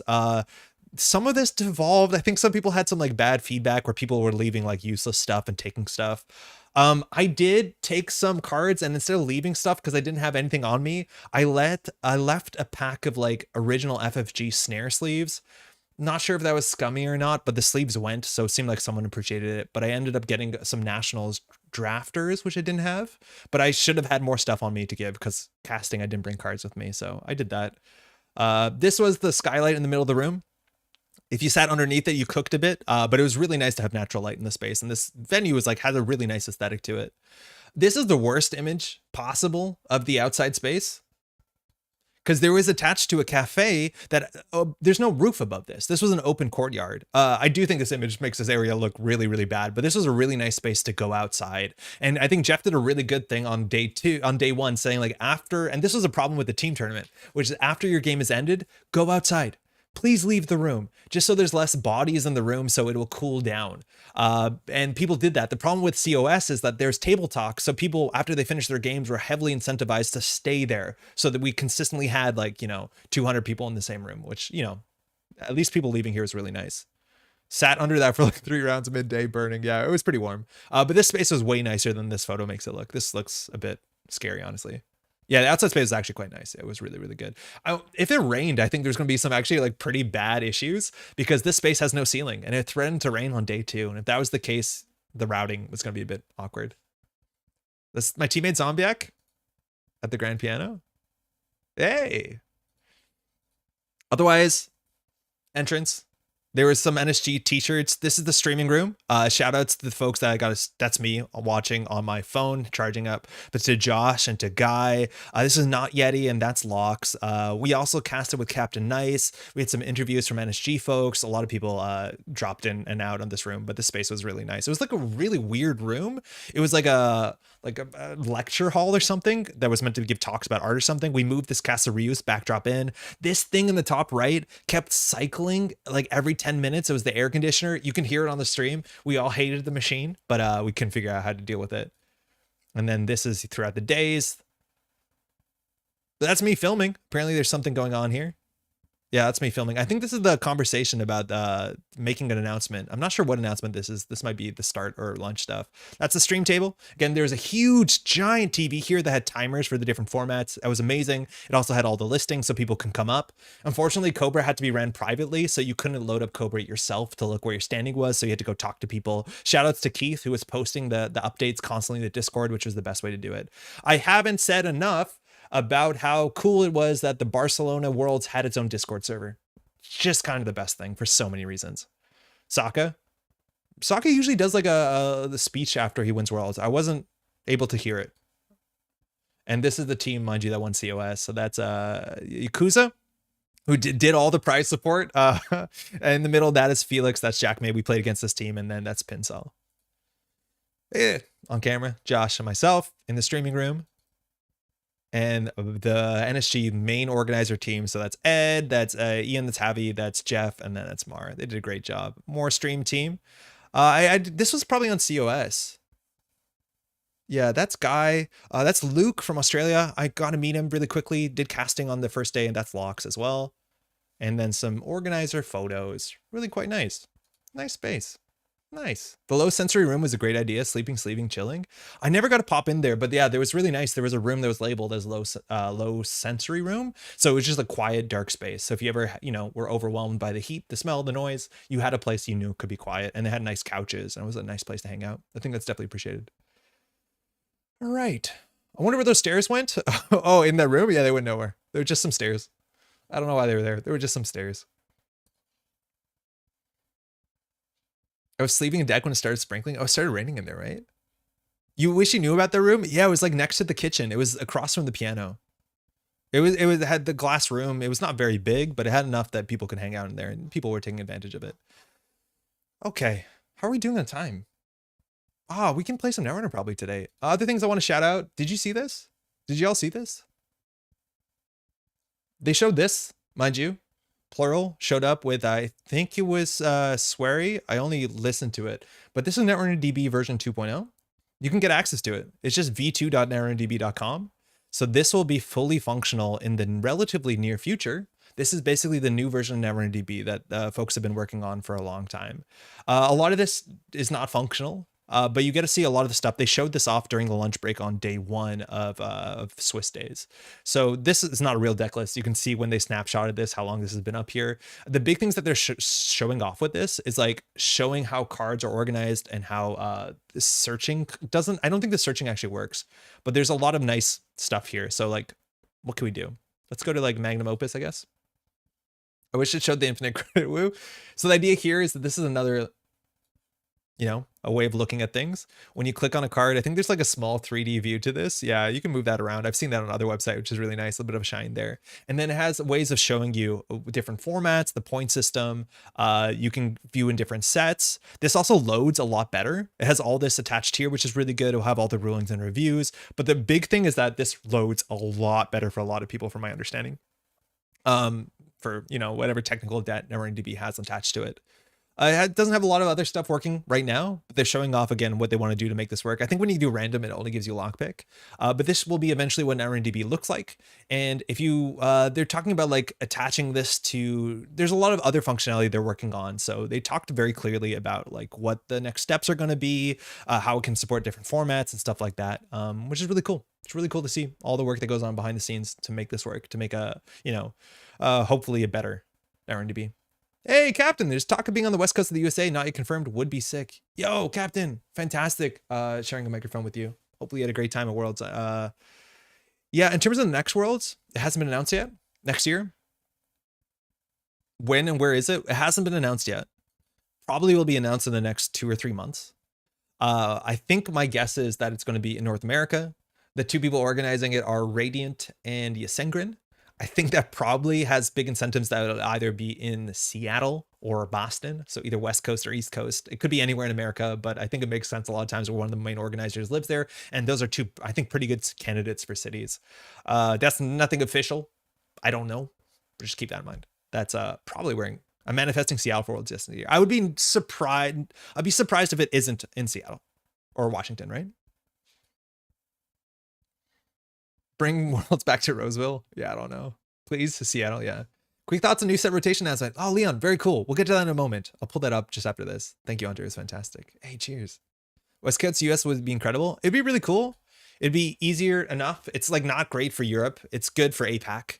The amount of people that came in from like New Zealand or from Australia that flew in 25 hours, let alone from like also other regions of APAC, like Asia. That's awesome. It's like a 25-hour flight. Super hardcore. I hear the leaf peeping is good in New England about Worlds time. New NetRunnerDB is cool. Fingers crossing for migrating the thing to the new thing. Yeah, I'm not sure how it works with migration. Whether I think it will import everything from the old NetRunnerDB. But check this out and go through the day 1 lunchtime where there's a better explanation of what's going on here and what other features. Seattle is at least somewhat travelable from APAC, which is nice. Yeah, exactly. I love an excuse to see Functor again and maybe be close enough to Solemn Storm. Okay, this is the other big news that happened around lunchtime on day 2. I think NSG has an article about this. Liberation Part 2, upcoming products and rotation. So, hey, this is from Kevin Tame, lead of product, right? NSG is planning big changes in 2024, including updates to the card pool and the release of new products for both beginning and experienced players. We're excited to share these players with our dedicated community and hope for another incredible year Netrunner. So this was the big announcement that happened during lunch, beginning of lunch on day 2, if I'm not mistaken, and also happened on stream. I haven't heard the stream version. I was just in the room while this happened. So firstly, Liberation Part 2 is planned for release at the end of Q1 2024. We knew this. So not at the end of this year, at the beginning of next year. Again, I don't like the December release. Honestly, I think this is a bit better. A new foundational product, codenamed Dawn, is poised for a second half of 2024 release, replacing System Update 2021. This, I think you could have seen coming. I think NSG was very clear in communication over the last couple months that System 8 Update 2021 would be leaving. They were very clear to be, this is not a permanent product. I think we talked about this on stream. We said there is no way that NSG is going to continue on a long term to print FFG cards, which they are. System Update is just FFG cards reskinned, reprinted, new art, stuff like that. There's no way that was going to continue on indefinitely. And the System Update is a fantastic set that exists to add, a bunch of foundational cards, and eventually they would go. And while we thought maybe we'd see another system update, more likely I thought, and I think we said this, that they would be replaced by something original. And so there will be a set called Dawn coming in the second half of 2024, which will replace System Update. And at that time, all FFG printings in the standard format will rotate on Dawn's release. This is such a real big thing. There is a huge roadblock to this game. We're getting into the game where, of course, proxies are still legal. Trying to acquire all the FFG cards is really difficult, and it's not getting easier. So it's so much easier to get into this game if you can get everything at once on NSG's website if you want to. And we're getting close to that. By the end of next year, and I'm not sure if Dawn is going to be out or legal for Worlds next year. I don't know if it will be. Maybe it will be. You can get everything you want in one spot. And I think that's so important.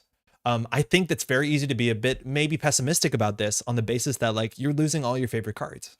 Sports medal, nope. Outfit, gone. Name your favorite card from the Red Sand cycle. All this stuff is leaving. And I would like to say, on that note, a lot of System Update 2021 kind of sucks. And NSG has been so good at printing near prints of cards that are much more interesting and much more playable. So I'm look at System Gateway, right? That is the best core set Netrunner's ever had. And the fact that they're going to get a, I wouldn't say next core set, but a foundational set on top of that, I'm so excited for it. I'm so excited now what they can do with the space of, bad publicity, what they can do with that sports medal space. There's no more Cubon. What's the next Cubon, right? This sort of stuff is going to be very interesting, and seeing how it's going to be replaced is going to be really exciting. The card pool is going to shrink. It's going to shrink a lot. That is going to be potentially an issue. So we'll see. Again, the card pool shouldn't be too big, but it shouldn't be too small. Otherwise, we're playing startup, again, for better or for worse. But this is a huge, huge deal for the future of Netrunner. And I think this is something that we were, again, saying on stream, that Netrunner is going to have a problem unless it speeds up rotation, and rotation is going to speed up next year. How upset is everyone? How excited is everyone? Are people upset that they just spent a lot of money on FFG cards and it's going to be gone? Let me catch up on chat. I'm super hyped about Dawn. Yeah, me too. He lives. Yay, Jeff. How's it going? Congrats on Worlds. We went out for a really nice dinner with Jeff and company on the day after, and we could not talk about Netrunner for the whole time as much as we wanted to because we had non-Netrunner people there. It was fine. It's fine. Huge shout out, man. Really well done. Kind of pleasantly surprised by how good this announcement feels. I'm sad to see FFG cards go, but it feels like it's time. And it really feels like dawn of a new era. Yeah, I think that's a really good way of putting it, Captain Nice. In some ways, I'm sad to see the FFG cards go, but it feels like this is the beginning of something even bigger that NSG has been, NSG has been absolutely killing it in terms of Netrunner for the last, forever now. It's been a while. It's been a long time. I think it's now, I think the thing that was said is that when Dawn comes out, NSG has been making Netrunner for as long, if not longer, than FFG. Pretty cool. You're very welcome, Veronica. Also, thank you for hosting the CO last weekend. Oh, cool. I love the FFG cards, but it's time, yeah. Set is not actually called Dawn. Set is codenamed Dawn. It could be called Dawn, I suppose. It won't be called Dawn, but it's its testing name, right? As long as it has the game grow, I'm all for it. Business guy, how's it going? I'm actually excited to have my FFG collection separate to make it easier to play classic matches with physical cards. Oh, that's a cool reason too, yeah. No more liberated, dirty laundry, etc. It's going to be a whole new era. This is the one question I have, droids, too. Is like, so they're talking about actually like reprinting Sure Gamble. So there's a bunch of cards that exist that are FFG cards that exist within NSG products. Like Sure Gamble is part of, system system gateway, right? Cards like self-modifying code and, like false lead are part of Ashes. What's going to happen with those cards? Are those cards going to be banned out, or are they going to still exist? Because they were talking, when they talked about this update, they were saying that there was going to be like new cards that are as foundational as Sure Gamble, as foundational as daily casts. So I'm not sure what happens to those cards which aren't part of system update or FFG card pool, but are technically FFG cards. I don't know what's going to happen there, because I think they want to have no, direct prints. I hope Sure and Hedge don't get remastered. I'm forced not to play them 3x and everything. Yeah, and that's the thing, is like talking about cards like Liberated and Dirty Laundry and Daily Cast. Like, I'm so excited to see how does somebody take another shot at those cards to make them more interesting? Not that you have to. I think those cards don't have to be changed, but to see that you have the opportunity to is really interesting. Hoping there would be a complete Frankfurt 30 format for the old FFG cards then. Oh, that's cool too. Am I going to play a game without Corporate Town? Nobody cares about SU leaving. Everyone is crying for Qatar and R&R. I think actually you're right. The cards that people are more excited about or more dreading leaving are like Rain and Reverie and Katara, which are kind of adored. They do pretty well for themselves. But that being said, there's a lot of people that like recently picked up System Update and are upset about it. And again, that's why I think NSG went out of the way to be very clear, to be like, this is going to rotate. Don't think of this to be permanent. And they were very, very obvious about that if you read the somewhat small print on those pages. So far, I'm enjoying NSG cards. Robin, how's it going? More than the FFG ones, to be honest. Neo is a really fun format, so I'm sure it's going to be awesome once the change happens. Yeah. And like, we've said this on the channel many times. If you look at most of the modern standard lists, like, look at the list that won Worlds. How much of this is FFG versus how much of this is NSG? If we look at the raw number counts, it's probably, how do you do it? You go actions, sort by set. In terms of the cards that are uniquely FFG, it's a single Saidaka, 3 Biovault, 1 Trojan Horse, and 3 NGO friends. That's a small pool, considering all of this is NSG stuff. Arguably, Border Control will rotate, unfortunately. But yeah, it's like the majority of stuff that you're seeing in Standard is actually, NSG stuff. And it's been like that for a while now. So it's still going to be really important. Like, yeah, it's still really, really important. But the World Standard card pool next year will either be almost the same or the most different. It's very curious about whatever will replace Clot. Yeah, that's a hard one. That's a hard one to fix, but a very interesting spot. PE going? Mushin, I think PE going is probably for the best, and I'm excited to see what the next PE is. Yeah. I'll be sad about Alice and Vitruvius leaving. Oh, yeah, me too. I wonder if it's just going to be a 4-2. 5-10, excited but really scared. I'm like, I get it. I'm also excited but scared, but I think if you look at the last like couple sets and stuff that NSG has been putting out, I would not be as scared. Potentially you could be scared, but like, it's been good stuff. I wish they could rotate Ashes ASAP, as it's such a different product than everything has done before. Yeah, I'm in the ban Ashes camp. I don't like Ashes. I think Ashes is so different than like the modern design ethos of Netrunner, and it actually does stick out. It sticks out that like if they banned Ashes, I'd be pretty happy about it. I don't know if that's going to happen. I'm not upset at all. NSG isn't going to come to my house and take my cards, and I think it's better for the game to have rotation. Yeah, I think so. Eternal still be a thing with FFG cards? I believe so, yeah. I would be surprised. Just excited. Sanskrit, how's it going? I'm newer, and this actually feels like I'm finally getting to the game. Yeah, right? It's such a big deal. It really helps. It's very risky, very hyped about Dawn. As someone launching a scene, new products, and faster rotation, really sells people in this game. Yeah, I think the fact that you can say like potentially a local store could have all the stuff that you need to play like right now, right then is really cool. Hey Kaku, I'm so behind on Netrunner. Just finished starting rotating at the last 2 sets. So many banned cards in those sets. Yeah, there are a lot. NSG is banning their own cards with some frequency too, though. I don't think it's that much worse than most other sets. Small card pool doesn't feel nice, but let's see how it goes. It will get bigger though. Like, this is the point, is that this will be the smallest card pool until it will grow. Like, I don't know if NSG is saying that the format will remain to be this size, which will be smaller than we're used to, or then it'll be like a couple years before there's actual rotation. And then if they ban Ashes. I feel NSG has earned some trust with regards to card design development. Yep. If they did this much earlier, like if NSG, you know, did this 3-4 years ago, I'd be a bit more scared because now they really know what they're doing. They also mentioned they might not rotate stuff with the next cycle if the card pool is too small. Oh, there you go. Funny. Thank you. That's exactly what I was hoping for. There's a chance that this is the smallest it's going to be for a while, and then new sets won't continue to rotate down to that set. Design growth from downfall to TAI stellar. Yes. Yeah, it really is. It really is. We dunk on Ashes, but like the first set, you know, couldn't have been that ambitious potentially. On that note too, oh shit, I was gonna say something. Oh yeah, if I'm not mistaken, Anzuke Morgan put out a thread on Discord saying like, hey, if you have any suggestions for what sort of themes you want to see tackled in Dawn, there's like a whole thread you can talk into that. And it's been pretty active from what I've seen. Functional reprints are fine too. Yeah, like we've seen that before, like simul chip into clone chip. I would say that's actually a better reprint. That is a very good example of, and as much as it's an Ashes card, right? Like simul chip is a more interesting, maybe a bit too busy, but a more interesting card of clone chip. That was a way to do a reprint, a near print. So I'm excited to see where if we find out the card like self-modifying code, in fact, is so fundamentally necessary for Shaper that we reprint a card that is not the same text as SMC, but similar to SMC, right? That's kind of cool. Certain wager. I think they said that they aren't going to ban rotate cards from Ashes. Okay. That's good to know. Assured fund. They're probably not rotated. I assume it's just a shorthand. Okay. Gamble and Hedge will probably remain as the last vestige of FFG. Ashes will eventually rotate those. There's no big deal if SMC hold on for another year or so.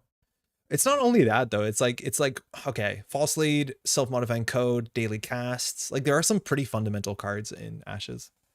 I hope they don't power creep them as some of the new ones have been. I don't think NSG has been power creeping too hard.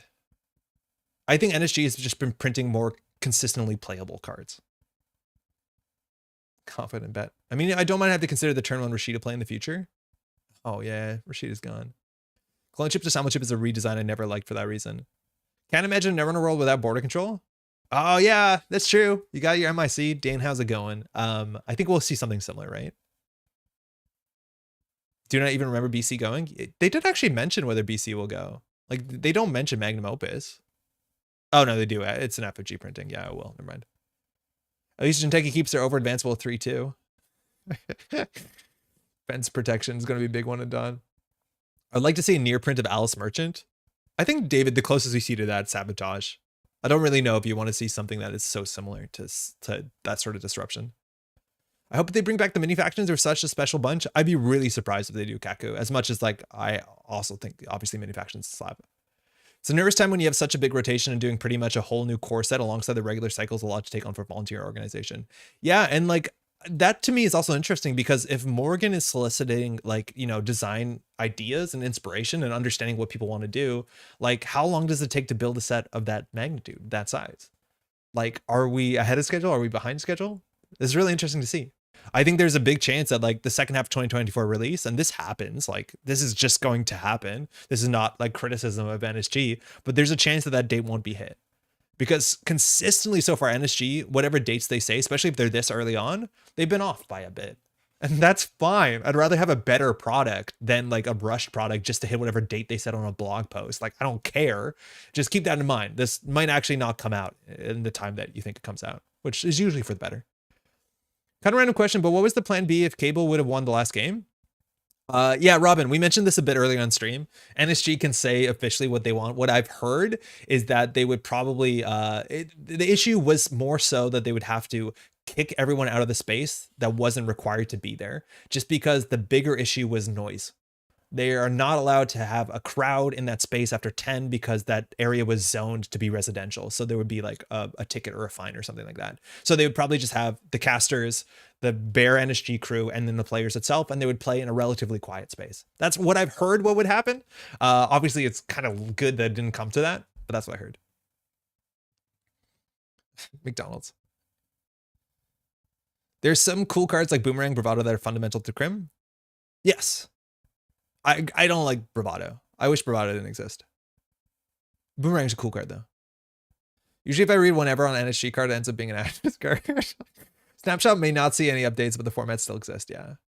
Flashpoint and Red Sense have the highest band density. It's not that much worse though, Jeff. I think we ran the numbers. It's not like Ashes has a pretty high band density.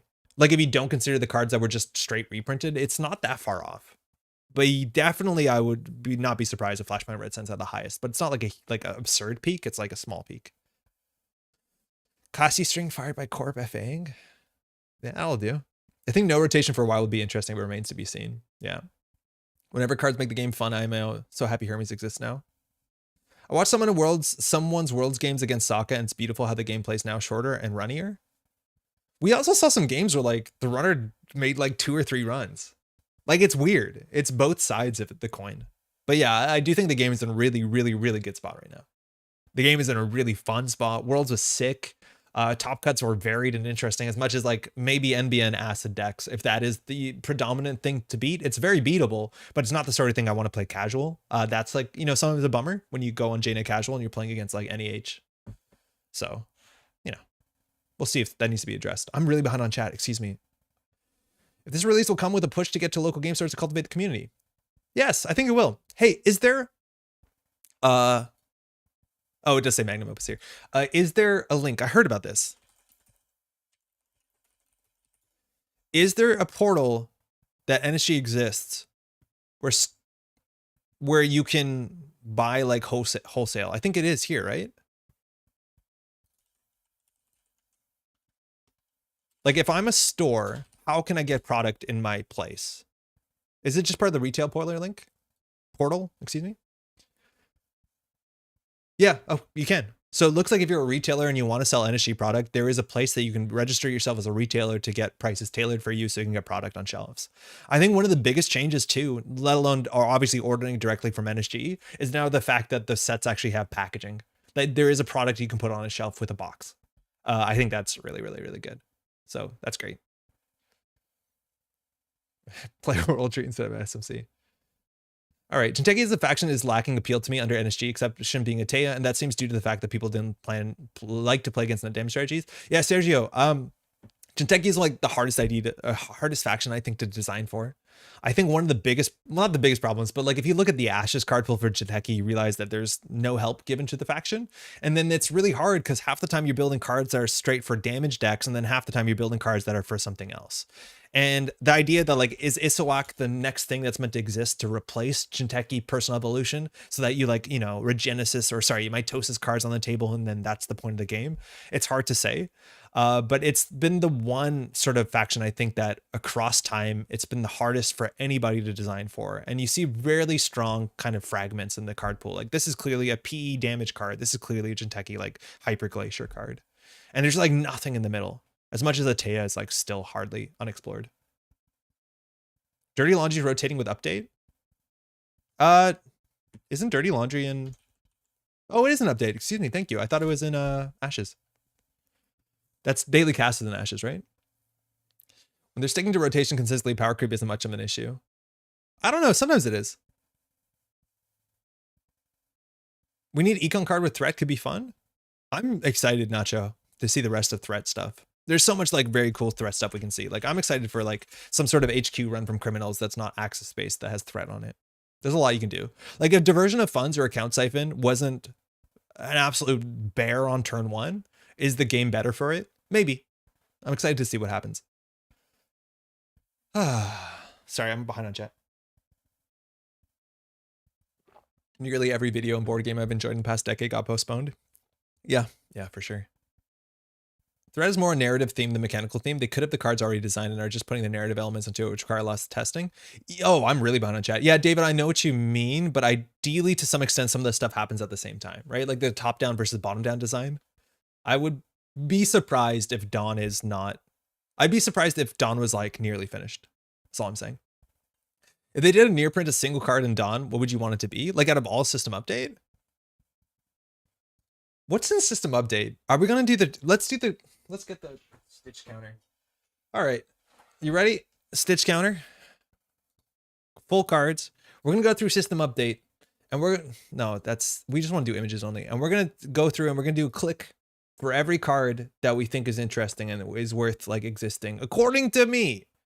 And you can have your input in it. If I don't click on Quetzal, I can understand how you're going to be upset. I think Quetzal is a really interesting character. I don't think Quetzal is a really interesting mechanic.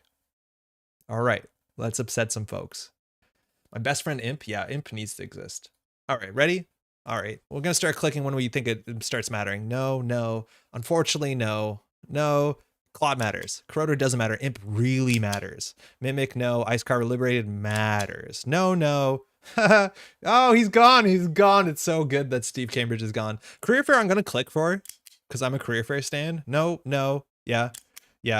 Kind of. Clips that feed the rage. Abigdale, no. Fem, no. Sneak Door Beta, I'm so excited to make a Sneak Door Beta that actually is cool. It was in the Nemec set. Nemec made like this HQ. It was an Archives run event. There was like run Archives successful access to from HQ. I like that a fair bit. That like criminals are more event based, and you have to get that sort of pressure. So I'm gonna click on Sneak Door Beta because I think Sneak Door Beta is an important card in the history of Netrunner as much as it's not popping off now. Sec testing doesn't matter. Isla, no. Kit, yeah. Diesel, oh my god. Test running, Maker's Eye, sort of. Atman, kind of, but doesn't really see play. None of this matters besides Pat's naming conventions. Pre-check doesn't actually see any play. It's not a real card. Seeing what they can do with Pawn Shop, like building another Pawn Shop for the future, so cool. I would click on this, but it hasn't mattered recently. Proco doesn't matter. Laundry matters. Prepaid, Earthrise. I'm going to click on Earthrise. Oh, Architect's Leaving is so good for me. I love a well-timed Sneak Door. Yeah, it's one of the best things you can do. Vitruvius, Maryland, Eli doesn't. Magnet does matter. Ravana, Rhoda, Archives, Banned Biotic. Really important. Understanding how NSG is going to do a reprint of Biotic or near print of Biotic Labor is so cool. This could be a threat card, I guess. No, yeah. Yes. No, sort of. But not really. NEH matters. Trickle Leg kind of matters. Whatever. Are these old cards in new art? Yeah, ARC. So this is System Update, which contains only FFG cards that have been reprinted with new art and new formatting and stuff like that, which are meant to be like the foundation. After you buy System Gateway, what to buy.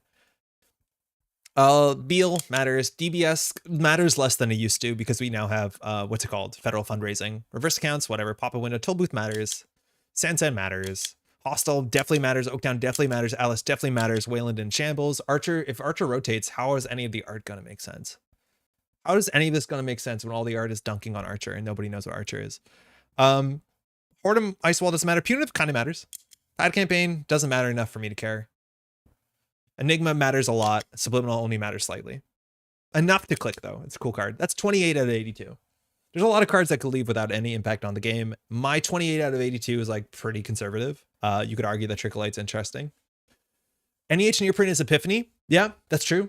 Epiphany suddenly becomes more relevant when NEH doesn't exist. That is worth considering. Epiphany has been a bit of a in shambles. I think we need to see more payoff cards for knowing the top of your deck for Epiphany to be worth anything, because the ability on it, it's like, whatever. About a third seems correct. Yeah, that's about a third, right? It's a bit more than a third. And that's like not bad. That's not bad. But there's a lot of cards here like where you just, some players might not even know the text on it because the amount of times you see it play doesn't matter. Unless you're playing Neo and a smaller card pool, I guess. Yeah, that's okay. Hey, Warlock. I'm mostly excited for the wild impact Dawn will have on Eternal if it survives as a format. Neoprints always push critical mass. We talked about your Infinite Economy. I played that round 1. Had a great time in Eternal. Just a great time. Yeah, it is a funny thing. If there's like a reprint to, I don't know, Biotic Labor, and now a deck can play like 6 Biotic Labors, like that is kind of messed up. Atlas going sucks. But like, I have no doubt there's going to be an Atlas that's going to be more interesting. Whether it's like scales off of bad publicity or whether it's a 4/2 that only gets 1 counter. Like, not my favorite design, but there's a lot of ways to do things. Why does Rotation hate Wayland so much? Yep. Wayland is hinged by like losing Hostile, losing Oaktown, losing Atlas. What are we playing? Like losing Hostile, what are we playing? We lose Outfit too, though, like in Rotation. So what's that going to matter? So weird that the federal fundraising is basically better than Epiphany's ability. Yes. Yeah. Epiphany's ability is not good enough. I think Epiphany should have had 17 influence. I don't know. That's the weirdest thing to me. Is like, oh, I opened that into a new window. Is that there's such a narrative going on around Epiphany that like just hasn't shown up yet. Like this company is being run by some character that no one has seen before. It has religious subtones, subtext that is not relevant on any of the cards throughout, besides like some of the imagery. And like, I'm really excited for part 2 of the Liberation Cycle because none of this has come through. It's really weird. Leyland's losing Audacity and border control. Yeah, there's a lot more cards outside of system update, but like system update is probably like, okay, if we want to play that exact same game and then go through like, you know, Katara or Rain and Reverie, it's going to be a way higher number than 28 out of 82, right? Like losing this set is a problem. That's a problem. Epiphany saves as many clicks as NEH, but only if the runner trashes an asset every turn. Card draw is different than putting a card on the table. But yeah, sort of. Seven Wonders Ice not being evergreen makes me real sad though, but I guess it already mourned with the Mossless rotating. Colossus will leave at some point as well, so we'll be left with like, what, just a cat? Just a cat? I love the entire concept of Public Agenda to create an entire narrative of Wayland. Yeah, Public Agenda is really cool. It'll be the wildest timeline if all factions end up with a 2-1 except Wayland. 50's ability, excuse me, Wayland is the new NBN, so next set is going to define the faction, yeah. Oh, and Pharos, yeah, that's true. Pharos as well. NBN is only assets now. NBN's kind of messed up. I don't know. Like NBN to me, its power is attached to like 1 or 2 cards so heavily that like they just don't have enough tools to play a wider enough range of strategies. Like NBN did really well at Worlds, but like so much all of NBN, and we did not see this card, but we shout at this card all the time. It's like, we saw this out at Canada. It's like AR Enhanced Security is a messed up card, but this is not the exact sort of deck we saw. It's like, you know, Oppo Research is so powerful, and then they have a couple assets that really matter, but so much of it is, yeah. So you're saying HHN Oppo is a mistake? No, I think Oppo is really cool. I think like Reality Plus makes it a bit absurd, but it's also the sort of thing that I think is going to seem a lot more reasonable come the next part of the set, because clearly we're missing a huge chunk of runner cards that interact with tags favorably. So Oppo Research is probably not going to be that much of a bear in a couple months, where like the Anarchs are clearing tags clicklessly consistently. So I don't know. Right now, maybe it's a bit worse than it is. I think Cable Carnage called this out, and I do agree with this. Is like, oh man, I don't know. What was the call out? The call out was like accidentally stalling an Oppo Research on the table. It's like a reason not to play what's it called? That one asset that looks similar. Balance coverage. Kind of agree with that. Bologna needs to go. Yeah, Bologna's like really, really powerful with Oppo. Like you just put one on the table, you don't care what happens. Yeah, I don't know. Bologna being the only 5/3 that defends and also pushes forwards is so gross. I agree that Bologna has too much text on it. But like, I don't know. It's important that there's powerful cards.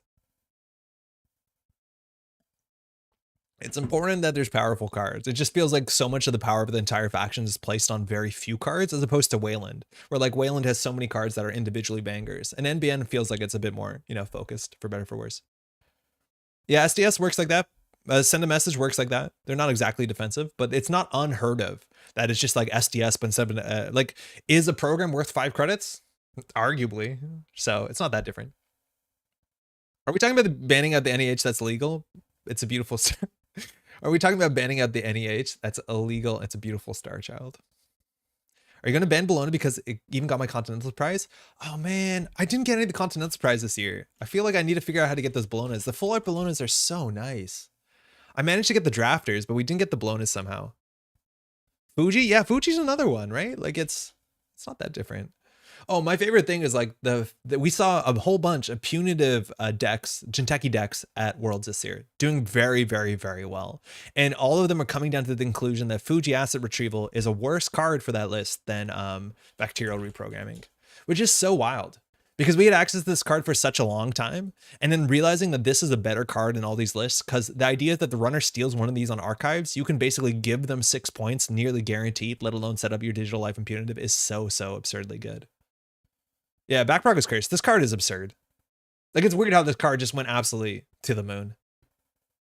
Yeah, the archives ruling changed. That's a big part of it. That the candidates became part of it, but that changed way longer before then people started playing this. To be fair, YDL is the game changer for Bacterial. I think the YDL thing is really good, but even without it, I think Bacterial programming, like if you didn't have YDL, you would still play more Bacterials than you would play Fujis. I love Bacterial and IG for years. How long could you do that for? When did IG get banned? The YDL changes the thing that makes it work. I don't think it's the biggest part of it. Jeff, we got to redo our tier list, man. We got to do a recap because we're getting there, man. It's happened. The twinning. It's the best card. Every like top tier deck is putting tech to deal with the twinning. It's happened. Bacterial Programming might be the coolest card that's also super cursed. I do not like how many cards 7 is. That's way too many cards. It's just way too many cards. It takes way too long to make this decision. Like, clearly they had to push this number for people to consider it, but like 7 is just too many cards to look at. Like 5. Okay. We played indexing before. I want the chess pieces back. I never played with them, but the art and combos look cool. I don't want to crush your dreams, Kaku, but most of the chess pieces were unplayably bad. So that's the sort of thing where like I want to see something like that in the future that NSG can make interesting. The same way that like Trojans get such another breath in life, right? In the future. I think with Bacterial and Gentech, you can't make enough money, but YDL solves that issue. Yeah, maybe. Maybe. Street chess. I do love me a Scheherazade. Don't forget Street Chess Exile? No, I don't. But like you played with one chess piece. You just played with pawn. You didn't play any of the other chess pieces. So it's not like, did you like the chess pieces? It was like, hey, did you like pawn? Just loop the vindication gif while we go over lists. Whenever you, wait, does this swap? Whenever you make a successful run while this program is hosted on piece of ice, host it on next in piece of ice. This is the sort of thing that like ideally you put this on a keyword, but whatever. If you cannot trash this program and install, oh, it doesn't swap, it installs a card. I really miss daemons in general. Yeah, NSG has printed, I think, 0 daemons. And daemons are, again, one of my favorite subtype of cards. Needs a GUI where you draw the 7 cards around badly. Tag me is no longer a thing now, right? It is, but it isn't. So firstly, we lost a really big tag me card to rotation. That was very important for the thing. Don't have that. But we still have the biggest tag me payoff in all of Netrunner right now, which is counter surveillance. It's harder to play, but you could play counter surveillance Zaya and have a thing. One of the unfortunate things that it's like not really coming to fruition is that NSG printed these like sort of tag punishment cards that every faction now has access to. Greasing the Palm is showing up as a 2 of in most of the good like PD decks you're seeing on top tables, so that doesn't help you. But the biggest thing that I think Tag Me is going to see much more light in the future, because it seems like our Anarch identity that we don't have yet cares about tags, because we saw a lot of Anarch cards inherently caring about tags in a way that makes no sense. Like, how do you play Eru or Ayasi Pasola without playing Tag Me or having a way to deal with tags in a favorable way? And right now, I think the only card that we have that does that is like Thunder Art Gallery is the only way to make tags work for you. And no one is playing this card. Chess pieces are all Trojans now, so I was excited to build an Arasana deck with them. Turns out Slap Vandal's pretty better by 300%. Yeah, I'm not surprised. Yeah. I actually don't think Kaladri, that tag punishment, is that present right now. I think out of the top 16, there was 0 decks that had tag punishment in them. Oh, except all the NBN decks. They have minor tag punishment. Actually, what is even the tag punishment? Oh, no, you die. Never mind, you do die. Yeah, there is NBN decks that have tag punishment, but they're not like the majority. They're a big part of it. Era is still really good, IMO. I have, what, to clear the tag manually? That's a lot of work. Mr. Stone was the last Daemon printed. All right, all right. NEH is on kill. Yeah, besides that deck. But like the NBN and the R plus deck, like Pincell's R plus and the NEH, they do have a kill package to them. The NEH deck has real like hard kill. The R plus package I don't think had kill on it. I don't know if Pincell's posted. Oh, this is it. But Pincell was the one player in this group that was actually just playing Reality Plus instead. But this one doesn't kill you. This one just has like a single shipment from Vladisibirsk, a self-growth program, which is like, that's not good for you, but it's not like terrible. It's bad. But like the Snare Bears list, yeah, you can die. You play tech or whatever. You just lose to Vladisibirsk? Yeah, but it's a 1 of. Just like imp it or whatever. I don't know. Play the game good. I don't know. Yeah, it's not great. It's not great. Gaslight? Just trash the Gaslight. It's so easy. I don't have anything better to say besides 1 quarter. Prison Ob also still good. Yeah, we saw very little Prison Op at Worlds, I don't think. That deck can kill you. But like there are ways to deal with it. Like you play Tag Me classically. Obelisk obviously helped. I think like the best you have now is the Uragnim Mercs. And like Uragnim Mercs is playable. It's playable. It does a thing. It's neat. But yeah, you're going to have some issues, that's for sure. It's not going to be like the easiest. It's less easy than when you had Obelisk, that's for sure. A Strike Fund steel skin for tags is coming. Yeah, you read it here first. Yeah, I'd be surprised if there's another like piece of the trash off the top of the deck from hand package. I would maybe like, I don't know. When I did my own set, which I need to get that set out now. It looks like we have a window to do it. I had Strike Fund as a criminal card for 1 influence. The same way that Cash was like a shaper card secretly for 1 influence, but it paid out more because Strike Fund doesn't pay out that much. Yeah. Hey, first Andre stream at the world's happy day. Seymour, how's it going? How you doing? Mercs is good. Actually, yeah, I think Mercs is fine. I think Mercs is kind of reasonable. If you're worrying about dying, it's hard to deal with this thing. You have to self-growth program it. That's the issue. It's like if they self-growth program this and then you die, yeah, that's a problem. But this card is like kind of reasonable, especially if you're going to tag me. Like that's a lot of protection because they cannot trash this if they have other resources. And you probably play other resources. Like you're playing a Eru, a Yase Pasoa, like probably some other stuff. Mali the Mercs though is very funny. Yeah, or self-growth program. Just ways to deal with it. This is the card that actually is like, I think one of the biggest problems right now is, what's her name? Amani Sanai. So much of day one on stream was defined by someone scoring out a crypto crash into Amani Sanai. And if you can't trash Amani Sanai, you can't play the game anymore. It's impossible to play the game unless you can afford to trash Amani Sanai and then take the Oppo on top of this. And like this card feels more FFG than it does NSG. But this card is like a 3 of in a whole bunch of these lists, right? Yeah. Because I think single-handedly, this card on the table just wins so many games. And we saw so many games in which the runner has a good deck to like beat up on assets, but they just can't beat an Amani Sanai. And then they can't install anything, which so they can't push themselves forward. And they deal with the Amani Sanai, they get oppoed, and they can't afford the Amani Sanai. Like this is a 3 of, makes so much sense to me. And we saw so many games in which this was just absolutely defining, just absolutely crush the game down.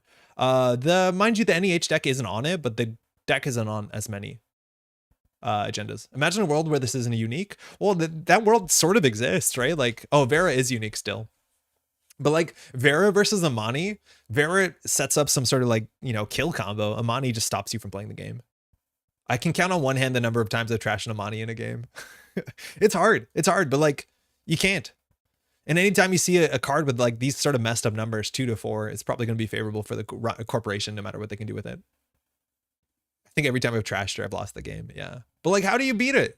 You can't have breakers. You can't put down any cool engine piece. You can't play a conduit. I think we saw conduit get installed with an Amani on the table. Like that's not a good line. That doesn't work out for you. Yeah. I don't know. This deck also is really fascinating. I think Pincel hasn't posted his version yet, but the fact that like this NEH deck and Pincel's version of the Reality Plus deck, which was a bit different than this, was largely an HB tempo deck is absurd.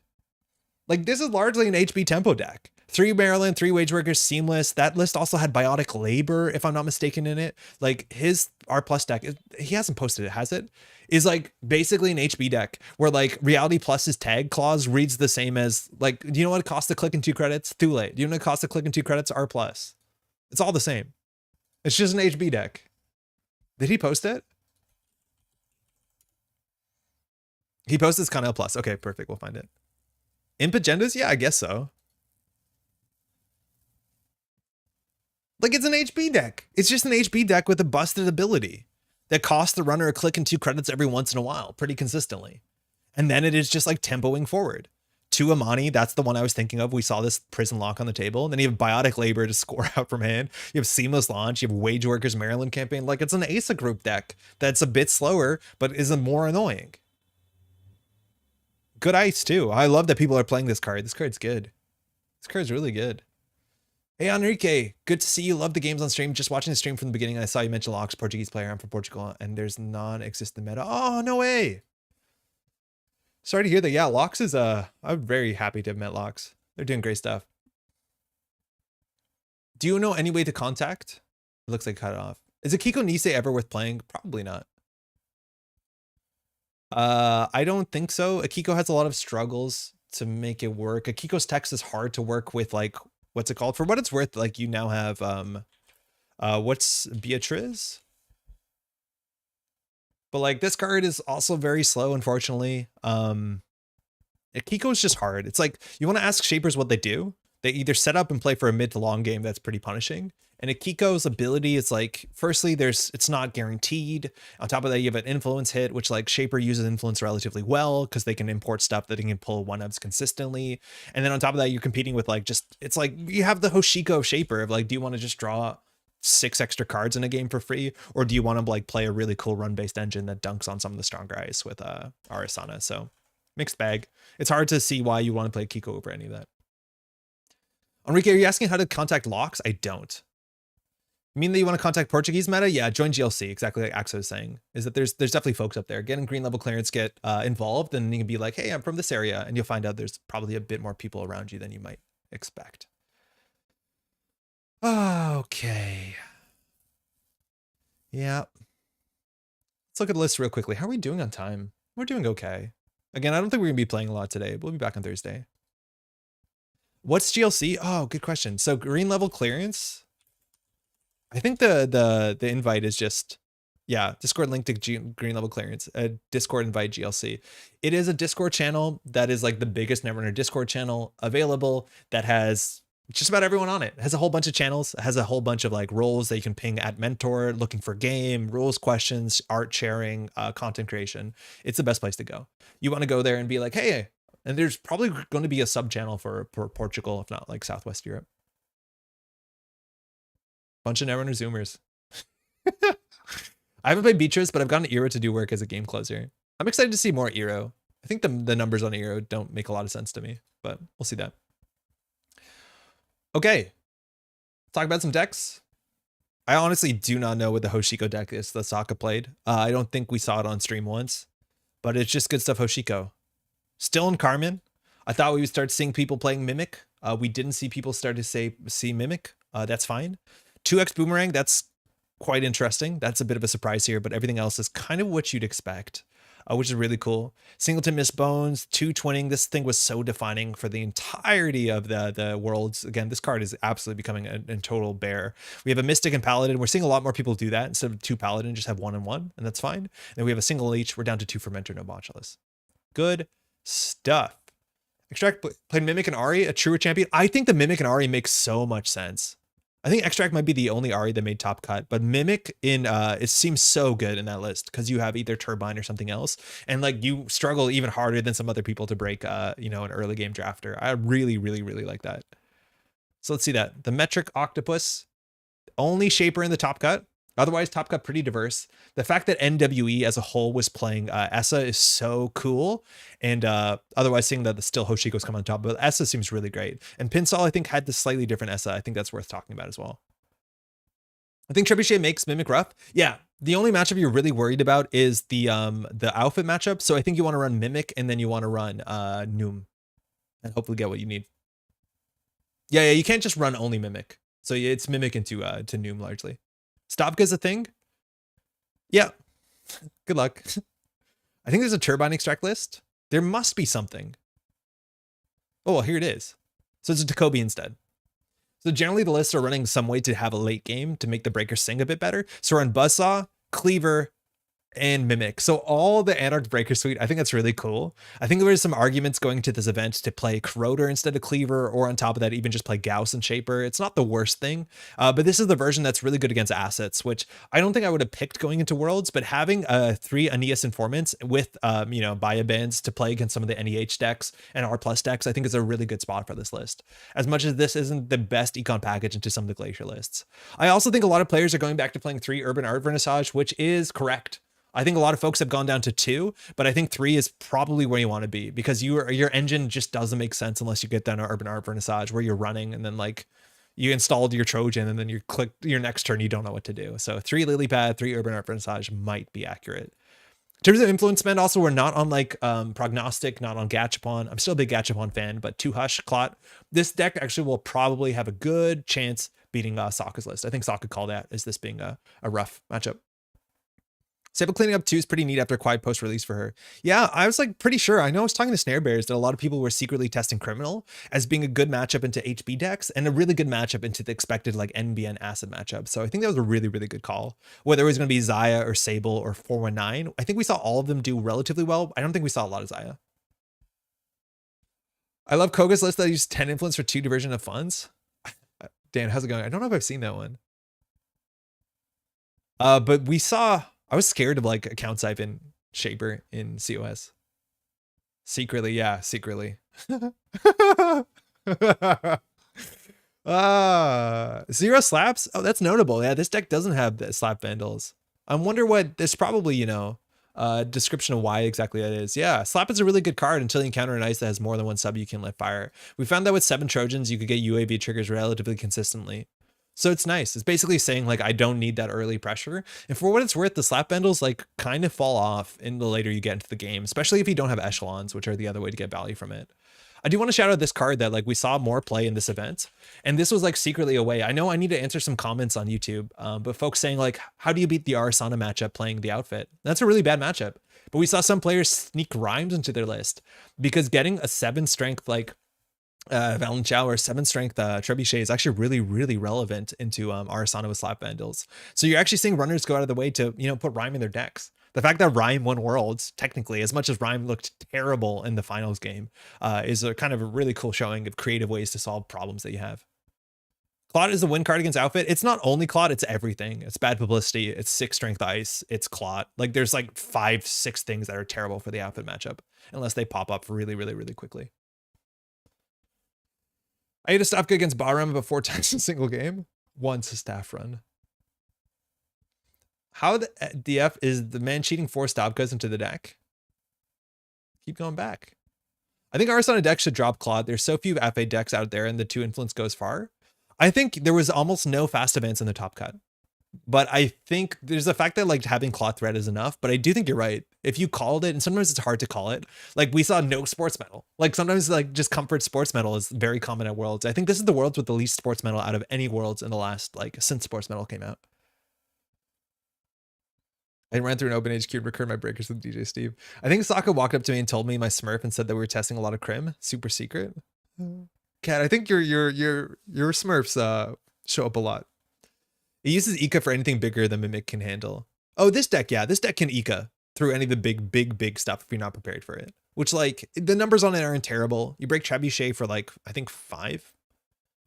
Yeah, plus 2 for hosting. So it's not great. But, like, you do not want to break Ika onto a drafter. It kind of is an ass. What was Sokka talking about with Rhyme as Banhar tech? Hoping it winds up as the outermost dice? Yeah, I think that's it, yeah. Just put it outermost. Claude is important for the kill ob, too, because FA Ozyef is often the kill. Oh, that's true. I think for that matchup, if you have Lily Pad and then like you have an SMC or a Simulchip, like you have other ways to play around it. But I guess, yeah, Ozyef is maybe the way that like you can play around Audacity. It's still really hard.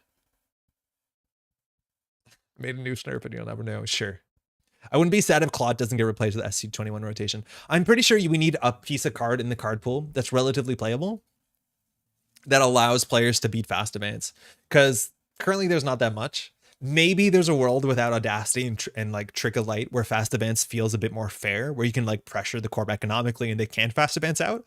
But I think it's pretty healthy that there's a card that you put in your deck for some cost that allows you to like slow that play down. Because I do think the Clot games, like it actually makes things really interesting. The fact that the runner understands if I pop my SMC or my Samuel chip here, I lower Clot threat, and the corporation wants to stick an upgrade on the table and has my virus. It's like, it's kind of interesting. I think the game is pretty healthy with a card like this.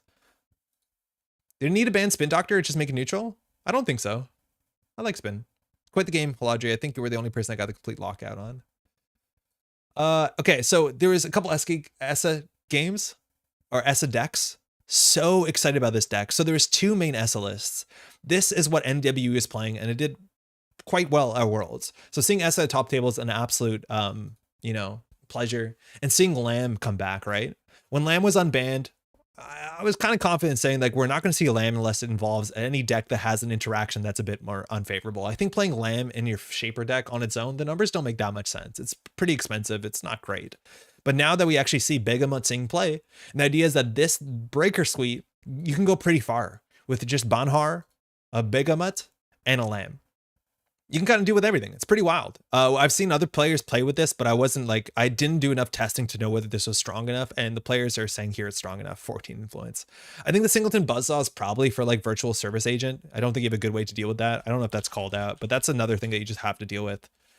Oh, 1 copy Buzzsaw for Magnet and Enigma. Okay, not even. And 1 copy of Mimic mainly for Drafter, which was cut somewhere in the process. It's good to know.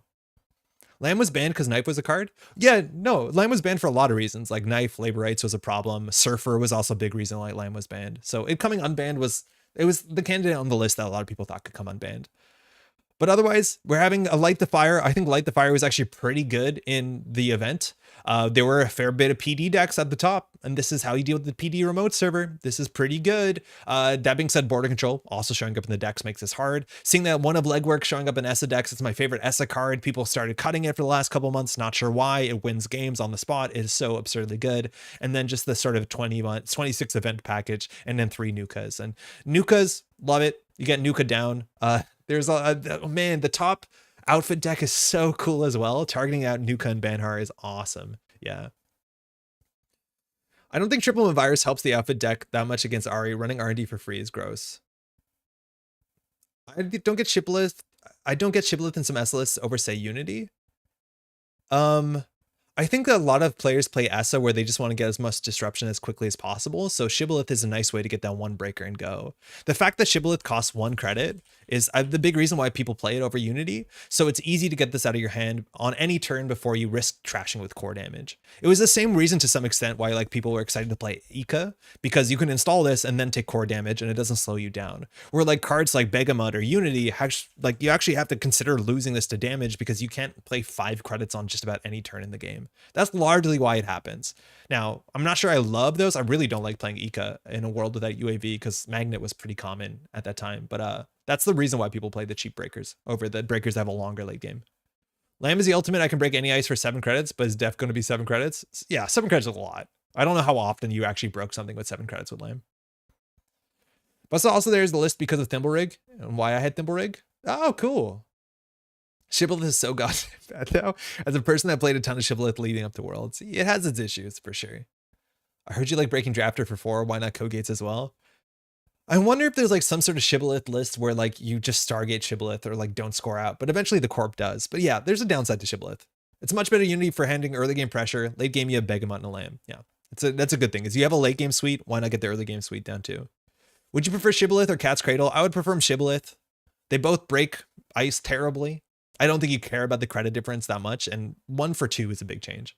I think the big thing also with like Shibboleth is that it does the early game ice super easily, right? Like you run through Magnet for 1, you run through Enigma and all that stuff for 1.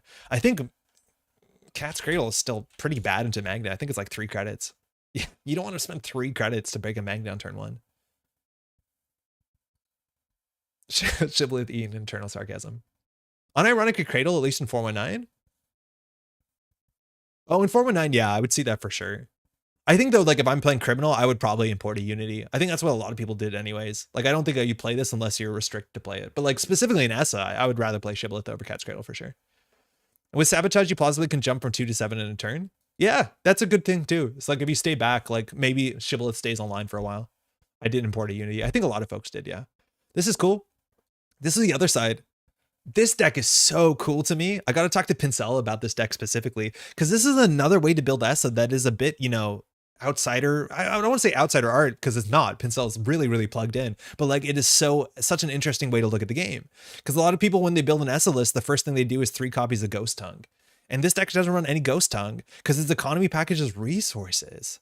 And the big card that was called out here is the best ESA card is, where is it? Running Hot. Right? The idea is that if all corporations are unfairly playing 5 click turns or whatever, you know, doing ASA or whatever you're doing, you know, the sort of click compression they get with wage workers, you have to keep up.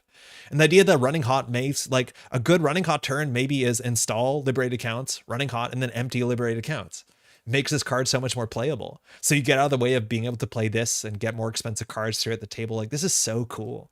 So same sort of breaker suite package. Mind you, the Shibboleth is here instead of the Buzzsaw. That's kind of cool. Begamut Lamb as well. This is really, really, really interesting. It's like very different than what you'd expect. And as much as it is 20 events, we're still not playing Ghost Tongue. Slots are hard. Is one of the person who built the Shibboleth Ika ESA list? This is really cool. This is like interesting because it's like much closer to like good stuff Anarch than maybe the like raw aggression of this list because it is playing a lot of the more like slow value cards, but it has ESA as like a draw card. Like ESA being able to cycle cards is like not too dissimilar in this list to Hoshiko. And we saw so many corp games in Worlds where the corps were going out of their way to make Hoshiko's text as less relevant as possible, where they were not playing cards, they were icing up archives and only discarding or playing operations to turn on Hoshiko. Like, there were some games that Hoshiko didn't flip for many, many turns because corporations were doing really well to keep Hoshiko at bay. And having Essa as being like a value engine to just cycle a couple cards throughout the game is kind of really cool. Really, really cool. So I like this list a fair bit, as much as this is like the midpoint between Essa and like good stuff Hosh, potentially. As Jeff's right, you don't want to steal unless you go to 7. And there was one Anteater style deck in the top 32. I made Not Yeti's SLS worse by subbing in a num in for Ika. Can confirm slows you down a lot. Love seeing S and Sable doing well and seeing play. Such cool fun runners. Yeah, really cool fun runners doing well at the top. Again, we look back at here, some of the interesting lists. RH Punitive. Oh, this list is so cool. If you look at some of the Sable lists, again, there's a lot of Sable from Snare Bears. We didn't shout this out, but Snare Bears has been consistently coming in 2nd place at Worlds. So absurdly consistently. Like, as a testing group, that is unfortunately, you know, you would definitely want to get that world title, but so absurdly consistently. On up there with like Bridgman, you know, 5 top 16s in a row. Snare Bears coming in the finals for Worlds that many years in a row is kind of wild. 4 years running, yeah, right? Like, if you want to bet on a testing group to make it to the World's finals, you kind of want to pick Snare Bears. All right. Well, Lady Killer's worth talking about. We'll talk about the Sable list. Simple Clean PD, yeah, let's take a look at it. Just not look at those for a bit. And then we have Bridgman, and also there was the, it should be up here. Where is the RH Punitive list? Did Bridgman finish higher than the other RH Punitive list? No. Really? Wait, what's the other RH Punitive list? Jinsei? I thought... Huh? Wait, we streamed a game on channel. Do I not know who we were playing? Who was the game on stream that was also playing? Was it Jinsei? Because I think we had another name. Am I just melting? It wasn't Bridgman. Bridgman was streamed on like round 1, but we had technical difficulties, so we didn't see the matchup. Bridgman finished like 6th. Yeah, but I'm pretty sure like it was the lower quarterfinals that we saw an RH game. Oh, Jinsei was Council. Okay, so it is Council. I was looking for Council. Council is Jinsei. Fantastic. Okay, that solves it. Yeah. The system's name Council. Thank you. That was it. Because I didn't recognize the name Jinsei. That was Council. Very cool. Okay. Let's go through lists. Lady Killer, Odo's list, so cool. Again, another take on something classic that you've seen so many times this year, and having a different angle on it, it's really cool because people play differently against it. Once you have open deck lists on its own, it has to work, and it obviously did. It's in Wayland deck, the outfit, and then the agenda suite gets challenged in such an interesting way. We're not playing Project Atlas. We're playing all of the best agendas we have access to. 3 of Hostile Takeovers. Again, outfit cares about the bad publicity. We have Above the Law because it's just a busted agenda. Trashing, the twinning is the most important thing you can do. 3 regulatory captures because it's your win condition. And then CityWorks Project, which is neat. It's a 5/3 that you can make unstealable. Again, there's almost no meat damage tech in the format, so while you can lose this off centrals in a remote server, this is so hard to steal. And then you have 3 Angelique Garza Correas to protect it and to do damage. Once they steal it, threat 3 is active, so you have this really cool fork. And then because we have 2 big to fail and 2 big money, we have Punitive Counterstrike there. And that's a really interesting way to tackle this list that actually cares about the remote server and doesn't just sit there and lose when, you don't draw into your big deal. I like this a lot. The agenda suite, the ice suite, you have the Valanchels and Trebuchets. You have 3x Magnet. I don't know how relevant 3x Magnet was. It actually feels pretty good into the criminals as much as the Shaper and Anarchs don't care that much about this. Arasana was there. And Data Loop is a bit expensive, as much as the text on this is obviously super relevant for your ability. And the idea here is you can go fast, you can be mean, punitive kills on 3-pointers, and Angelique Garza Correa can open that up a bit wider. Even on regulatory captures, you can get lethals for sure, as much as threat has to matter for that. And then 3x Under the Bus is so cool to me. As a card that is an econ option, as long as you're trashing a connection, and the connections right now in the format, there's not that many of them, but they're super important. Specifically, trashing a Banhar is incredibly important because all of this ice falls to Banhar. You can have the meanest ice in the format, but if they go through this for 2 net damage, that's not awful for you because you care about cards in hand, but you can just go ahead and trash that Banhar and force them to find breakers, which is pretty difficult. Then you can trash Nuka, which is pretty good, as much as Nuka is only going to have 1 counter on it. That's okay, because your goal is to speedrun bad publicity without engendering interaction sometimes, and this does it so well.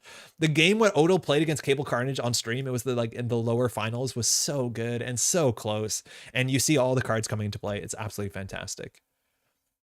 Remember certain Andre on stream before Worlds dunking on Essa? I played Asger's Essa, knew most of NSE were on Essa. Oh, no way.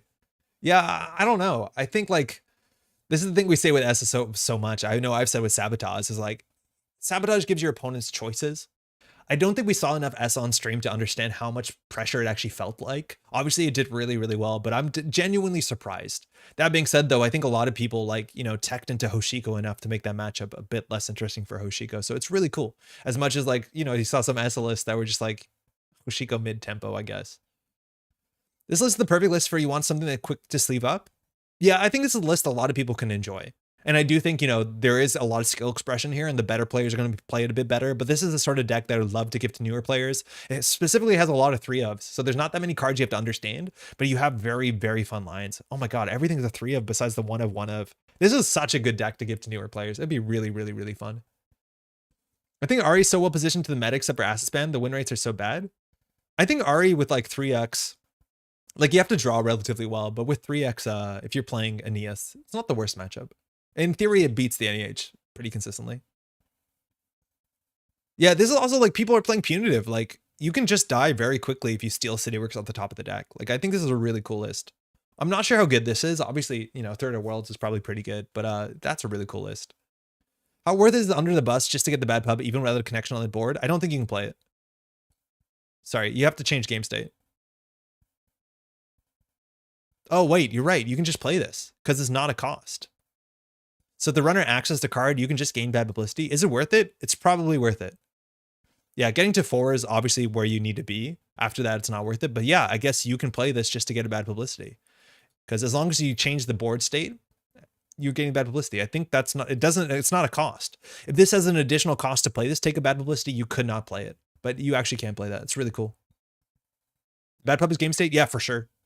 I thought this would be worded as an additional cost to play this, take a bad publicity, and then you couldn't. So yeah, it's a click for 2 credits.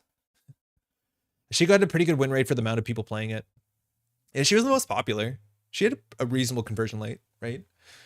Snareberries, playing Sable. Love some stuff about this list. Firstly, the fact that we're splashing killers into criminal is kind of messed up. I feel like that's something NSG needs to fix.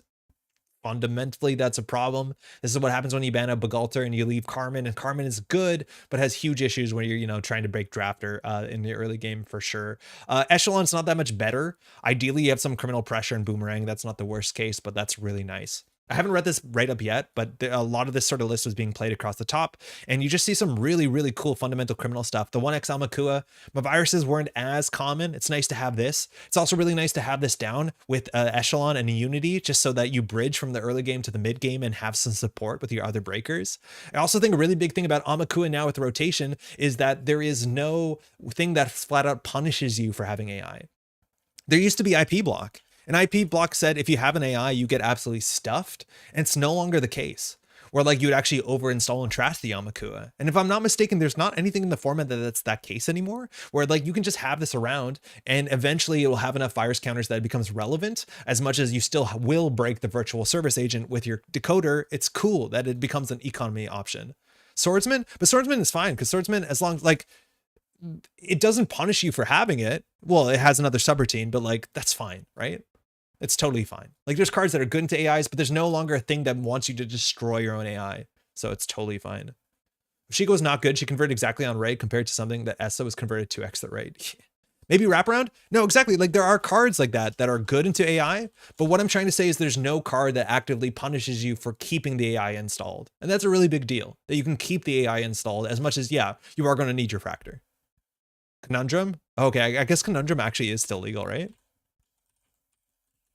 So there is one card. Conundrum gets like 7 strength. There is one card. Cool. I love the 1x Chesva. This card is a very good economy card. It's also the late game eventuality where the twinning becomes so good. Again, I think Criminal Multi-Axis is a bit scuffed right now, so spending 6 influence on the twinning makes sense. This card is so powerful. And the idea that you can set up with Mystic and Paladin, again, man, 5 influence on Anarch cards here is so wild to me.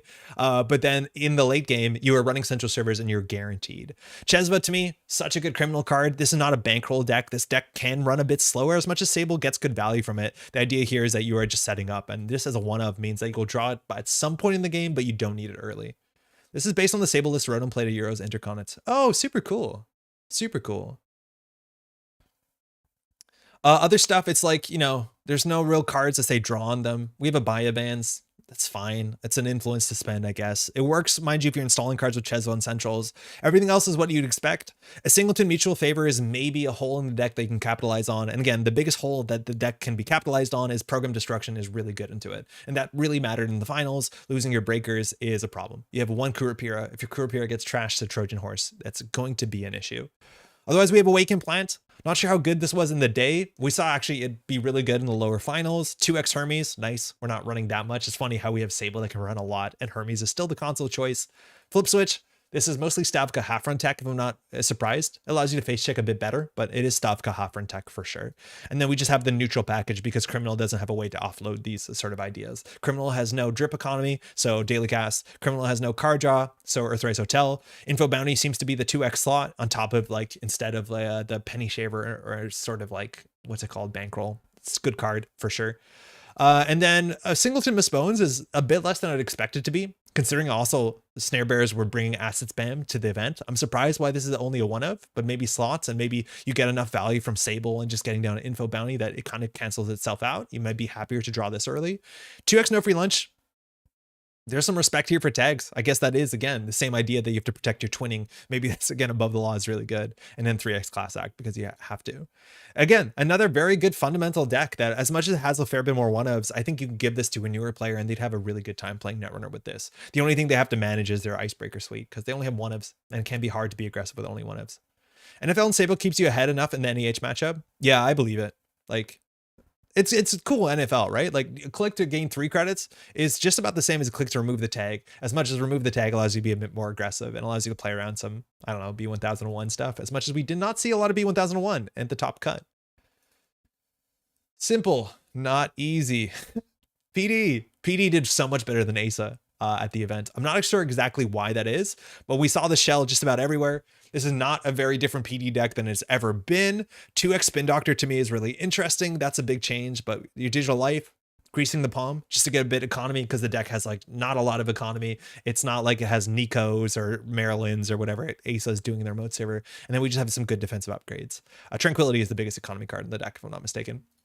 Ice Sweet, we're back on Hagen. This list is not playing, mind you, Bladed Barrier. Bladed Barrier kind of fell out a bit at this event. We didn't see a lot of, like, and I'm not too surprised Stegodonk do super well. I think that deck is harder to pilot and people are getting better at playing into it. I think we've seen a lot of players misplay pretty heavily into Stegodonk lists. And Hagen's relatively good. I think Hagen's actually a pretty mean face check into a lot of folks right now. Braun, seeing play, Gatekeeper, it's good. On-sell Drafter. Drafter is a 3x. Most common sentry in all HB lists. It's really, really good. This list is, again, I think a very good deck for anybody to play. It's relatively straightforward. It rewards good fundamentals, and this one's not on boarding control. I think we did see boarding control on stream get good thing, do good. PD better than Asa. Why would you give the runner a chance to win? Just play fast. Asa's more fun. All right, we saw 2 of these at the top. Restoring Humanity, again, Bridgman, 5 top 16s in a row, came in first in Swiss. This list is so cool. Agenda Suite, we're running Regenesis. This is a hard pill to swallow sometimes because as soon as the runner steals 1/1 pointer, there's only one more punitive window and you can't feed them 6 points anymore. But this card is so important because you need to force the game. As soon as you score out 1 Regenesis, you're generally on 4 points. And then from that point forward, the game is really important. The runner has to go fast. We saw 1 game on stream between Council and who was on the other side? Was it Odal, I think? And that game was very, very interesting. I think Council, they probably didn't push out fast enough and it was very close, but we just got to the point where the runner got down enough economy, got down a whole breaker suite with like a Takobi, if not a turbine. I think it might have been a turbine, and it just fell apart just slightly a bit too late. And at that point, it's all about the 2x Anoetic Void, whether you can score on the remote server. It's nice that this list has Anoetic Void so that you can score in the late game if money doesn't go your way.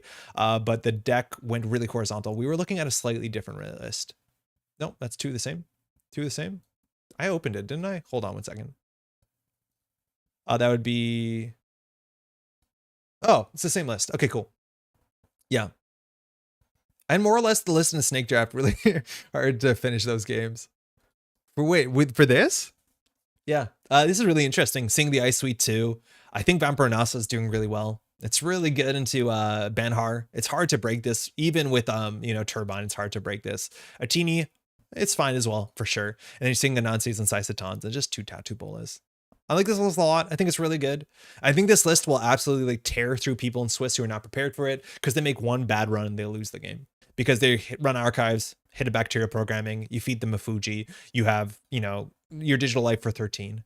Does anybody know what the biggest your digital life we saw on stream was? I think I posted in my like survey it was higher than it actually was. I think it was like pretty reasonable at like 10 credits, maybe 11 credits. I don't think we saw like a 13 or 14 credit your digital life. List is good. It's actually like it's cool that we see a lot of different archetypes. Like this is the really big thing here is like, look at all the corps and how are all these corps trying to win, right? We have straightforward PD. I don't think we saw this. We saw this once and it closed out a game really quickly where an NWE player could not deal with, I think it was an NWE player, just couldn't deal with the urban renewal, which like this list is a fast events list, just couldn't deal with the urban renewal, died. Really hard. Pretty sure I fired a 17 credit CI YDL. Okay, that doesn't count. But yeah, this is neat. But like, look at the different things, okay? So there's straightforward PD. There's like R plus and NEH asset spam for sure. Ryan B Twins, I don't think we saw this list, but Jack made specifically like this sort of I think Ryan B Twins is probably on the yellow upgrade. Oh no, they were on Mad Combo. Whoa, I didn't know that. Mad Combo op, super cool. Then this is Kalakana Zoom, I think my favorite deck. So cool to see this deck. All of the one-ofs because you're playing op and like Jack Made played this so well in stream. Really, really, really cool list, but a lot of different lines, seeing where the 1 and 2 spots. This has the calibration testing, which I like it. I like it a fair bit. So already really interesting. We have RH, we have Jinteki Punitive. Again, Jinteki, I think the least represented the entire tournament. Then we have like, again, NBN asset spam. We have the weird, Wayland, this really strange Wayland. I don't know, it's cool. What's the thing stopping the runner from just completely ignoring archives? Is it just Regenesis? It's just Regenesis. Yeah. And then also it's hard to win the game when there's 6 points in archives. But it's Regenesis and the R plus ability. But the idea is like, okay, if they ignore archives, they still have to deal with a 5-3 in their mode server. And that's when you try and score out a Fuji, right? Thimble Rig Border Control. Yeah, it's a fun combo. That one's been around for a while. Other things that shout out. Kuita's deck. Top table. Top 16. We have Tunnel Vision. Kuita's really nice. I was really happy to meet Kuita. I know going into the last rounds, she's like having such a great day. And then she got swept in one of the first 3 rounds on day 2. And she's like, I think I'm out. And then I think she either 2 for 1 or just swept through it, which is sick. But this list is so strange to me. It's deep dive Sable. So you just want to get those accesses as quickly as possible. We're in 3x inside job. I think there's an argument you could always consider slotting in what's it called, the Estebrado, but like the aggression this allows on the remote server is also really, really sick. You're on Swift as well to get the clickbacks, and you're just running central servers. And what a better way to do it with Tunnel Vision. We saw Kuita using this a lot. She had sick rips. There was such a good game on the stream against Jackmade, just getting sick rips off of R&D. I think like every R&D run she got 2 points, but really, really fun list. I wouldn't say straightforward Sable, but like a very strong linear game plan, but probably still tricky to run. And 2x diversion of funds is really cool. They're all good dogs. Yeah. Man, so wild. So wild to see this thing. We have Leech too. And this sort of just like Leech Amaku Tunnel Vision build. Yeah, eventually the Amaku gets big enough. My virus did slightly die down. And you just need to make 3 successful runs and then go from there. Really good dogs. Runner side. Is there anything else? We talked about Mulch earlier. I think Mulch is really cool. Unfortunately, we didn't get to see to pop off on stream. Are there other really interesting lists? The Sable swap is really cool. Kuita, she was on PD? Yeah, PD deck. If piling a Sable deck, do you try hit or mark every turn? If it makes sense for you, yes. You have a huge incentive if it makes sense for you, right? Like if you're just running archives for no reason to get the clickback, obviously no. But that's of course like if we look at the Sable decks, why they're making good value from it. Well, Jackmanes doesn't have info bounty in it. It's super wild. But the idea is like if the run makes sense for you, it makes sense for you. And it's just, value on top of it. Mulch. My new Moss Sable deck is technically the most average deck you can find. Place 127 out of 154. Well done. You have to evaluate usually if it's archives, yes. So archives, if it's unprotected, like it's easy to run that and get some value off of things like, bankroll, that's free value. Amakua counters, that's free value. But if it's like run R&D and pay 5 credits to click a single axis, that's probably how you lose. I don't think that's great. This is Jackmate's list. Not as many events as you think. 3x Bravado, Gamble, 1 mutual favor, 2 of each breakers. That's notable. That was the downside to some of the lists that made the top for sure, as much as deck slots go somewhere else, and that helps you. 3x Hermes to get down early. This played a bit more control, if I'm not mistaken. I remember watching Felix play, but it played more like that 419 control list, where you did sit back a bit more. As much as you have Aeneas Informant for the acid matchup, that's pretty good for you. You have to draw a bit good for that to be good. Like, you have Aeneas and Hannah. Like, that's actually really good into the acid matchup. But losing to NEH acid spam kill is totally on me misplaying the first game against Cable after having the game firmly under control. I missed the out of resing a Reaper function into triple advancing the one headline to get a wage workers click and ending with end of line. That's a really cool line. I want to check the remotes, but was too eager playing around false lead by not running on click 1 or 2, which obviously was a mistake in retrospect. Second game in Sarangi, and the cut was way closer and was super difficult for me to get a controlling board state going. At some point, I ended up tagged and could not get rid of the tags. I decided to go for a class act install to survive 1 turn, which only delayed the inevitable. Funnily, my opponent did not have the kill. I could have just tried to remove tags over 2 turns, which would have been probably fine. That's a hard call to make. But yeah, I would say that this list looks good into NEH acid spam, as much as, it's a bit more draw dependent. That's kind of the issue with Criminal, is that the draw is not as consistent as easy. Have we talked about YDL Midnight Arcology PD list? Very fun. No, did one of those make the top cut? Which list is that? I think we looked at this one. We should talk about the NEH acid spam deck because it is really cool. I don't know which one it'd be. I guess no. Yeah, I don't know if that one made the top cut or not. Okay, so this is the Rongi list that was seen, at Worlds before. Sorry, that one Cascadia. One missed the top cut to barely do clerical error. Oh, beans. Hey, Jonky. Oh, is that the whole like misreported? Yeah, round 6 thing. I'm familiar with that. Yeah. But this list is playing false lead again. False lead into Oppo research is something that I wanted to play out of Wayland. We didn't try it out at NBN, but the idea is that when this thing is scored, Oppo research is really powerful because you just can't clear all the tags and nobody is equipped to deal with it. There's no misdirection. So if you score a false lead, those trade really favorably. And this is the sort of list that's playing everything that if you just check wrong, you take tags. So if you run click 2 and hit a behold, congratulations, you lost the game usually, or you hit a check a scion, and people are not prepared to play and check a scion. There's not a lot of cards that work like this, and this guy is now seeing play. Yodel Riot is 27th. Okay, cool. I'll check it out. Thank you. Yeah, this is a nightmare. It's on 3 ice just to force out the breakers, 1 VSA, 1 ping, 1 Sarievna. I think, playing no ice is a real cost. Playing 1 of each ice, if you get it down, it does force the runner to install a breaker from hand, and that actually costs something, so that's pretty good. And then, of course, you have the kill package, attitude adjustment, because you're playing some fun stuff, and single mindscaping for the kill with end of line and Reaper function. The list actually changed. It's only on 1 SIU. The lists we saw at Cascadia were on 3 SIU, so it's cool to see how the list changes, and we have now more assets. I think this is closer to the list, of course, we saw at Intercontinentals, which was very trap heavy.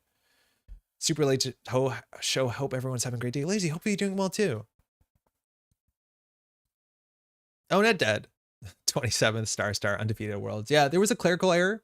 So it's worth knowing that Cobra was not working. So people had to report, and then NSG, uploaded their stats, and then it was, it's not like a hard thing, right? So apparently NetDad's 1 round for NetDad wasn't reported correctly. And that's the sort of thing where that's just obviously a huge bummer.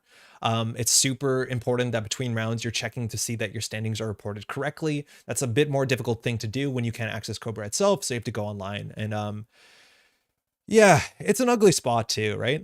Like the amount of rounds that have been reported, hopefully it's only been 1 clerical error to date. That's obviously really good. As much as if it was yours, you'd probably feel a bit different about it. But yeah, for sure, that's like a very big learning, is always check your standings between rounds to make sure something wasn't reported incorrectly. Because inherently with 260 players, if one thing's reported incorrectly, that can happen. So feels bad for sure. I know NSG went out of the way to reward NetDad with a whole bunch of the Pride support for making, top 27 because they got late response. They obviously ended a bit lower than their standing should have. Otherwise, this list, Midnight 3 Ecology, I think we did actually see this interaction at some point on some stream, but the idea is you score this out, you have a lot of cards in hand, so you can digital life pretty hard. Too big to fail for a big deal as well. Pretty cool list here. And we're on 2 Iqua, Luminal, Midnight 3, Off-World Office. A neat list as well, and you can res maybe a bigger MIC. SAU hate that interactive tag card. Yeah, it's a weird card. It's a strange card. It's not entirely under interactive. It's with a credit check, but yeah, it's a really hard thing to check when you're worrying about the check of silence. My round 6, 2 for 1 was recorded incorrectly. I hope it wasn't mine that caused the problem. It might have been. I don't think there's a lot of incorrect reports. That might have been. But it happens. It unfortunately does happen. It's the reality of an event of that size. The AMT list was on big deal though, but this one is too. Okay. All right. Quita's list. Looks like a PD list. Pretty cool.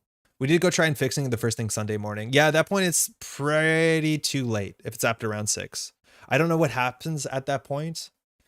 It needs to be resolved as soon as possible. And that's the thing too, is like as soon as it's resolved incorrectly and your score is lower, it changes with the players you're playing against. So your SOS is messed up, let alone if you go undefeated from there.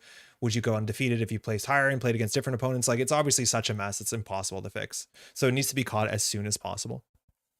It's easy to get stuff wrong. I ran a C over the weekend and accidentally marked myself as losing the last game, causing the player who knew they should have come in third to marked as winning. They were quite confused. Yeah, no.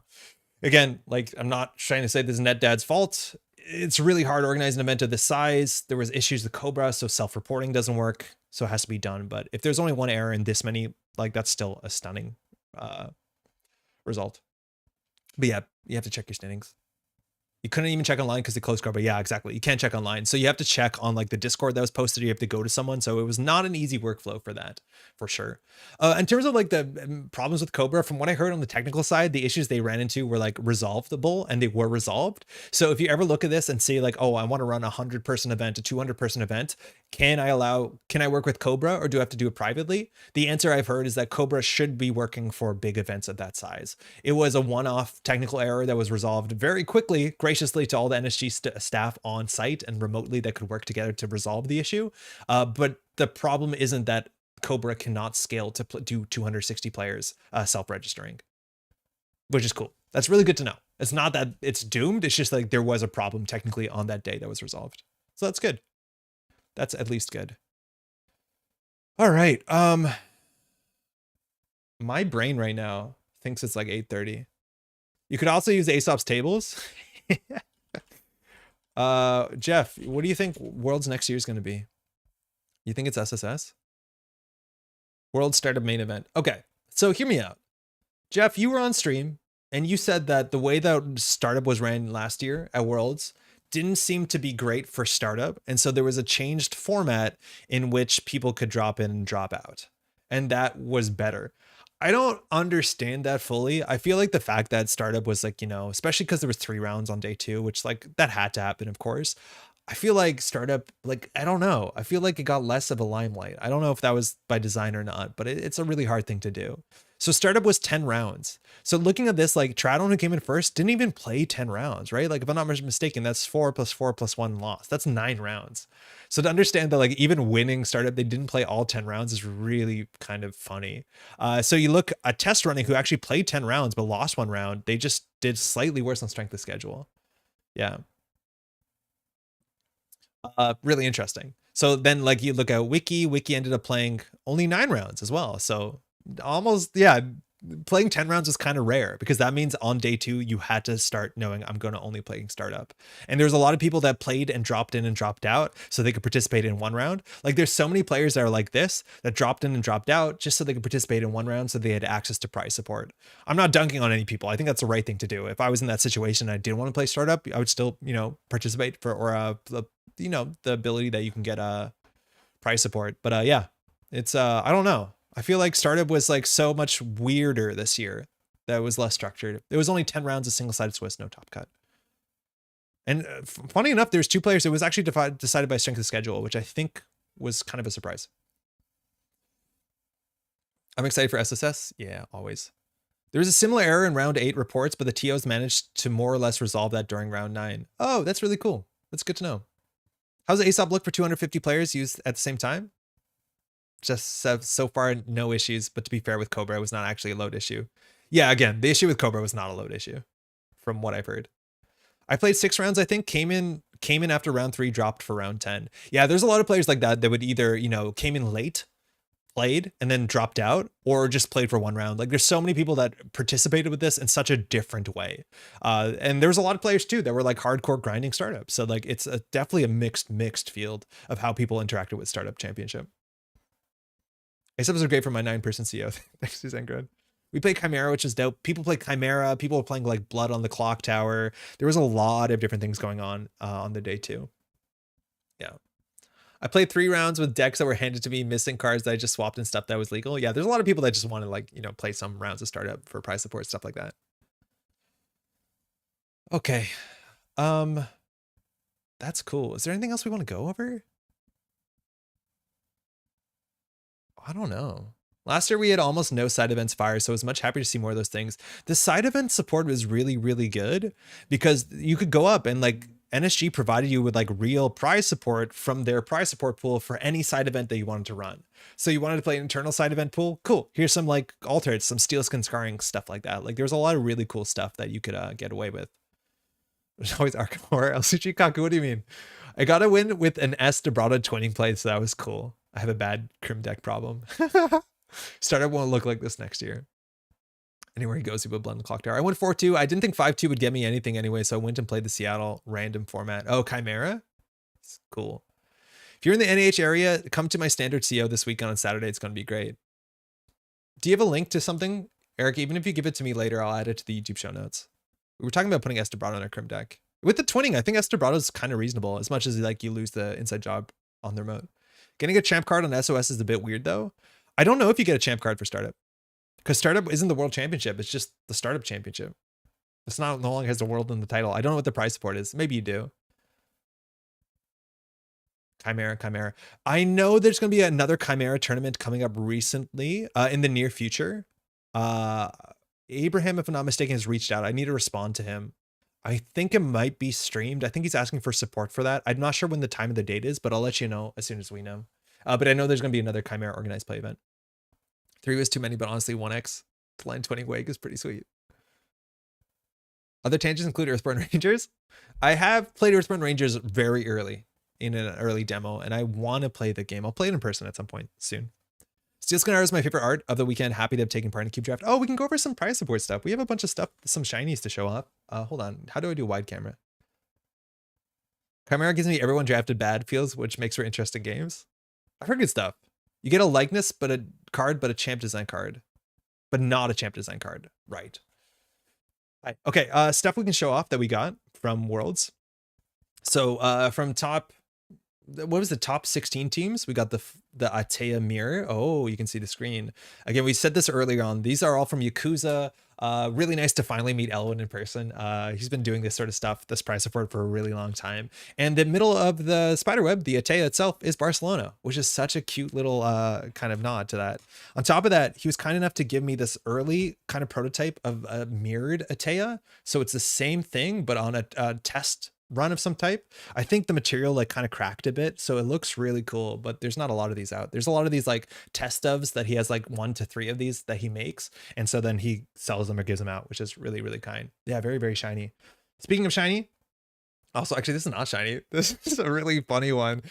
This is art from Sanjay, and Sanjay scribbled this down on a thing and gave it to Yakuza, and then Yakuza just put this on acrylic art. I think Yakuza knows I'm a really big fan of 419, so this is a really goofy 419 acrylic art. There's not a lot of these made.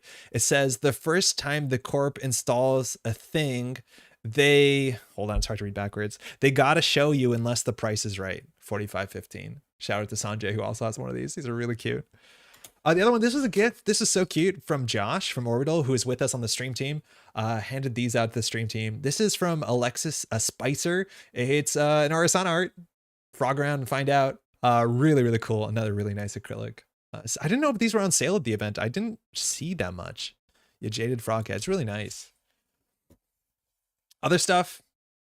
Got these stickers. Judge. That's Elwin's face from the what's it called? From the Big Deal alt arts. That were part of the COS prize support. That's also little Misha there, playing some stuff.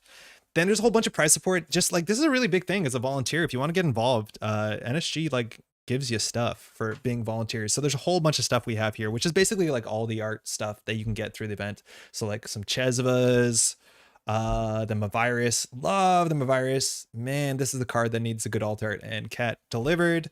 Conduit, super cool. Get that pipe, screensaver. There's a couple of the alt arts that were from like old Eternal events.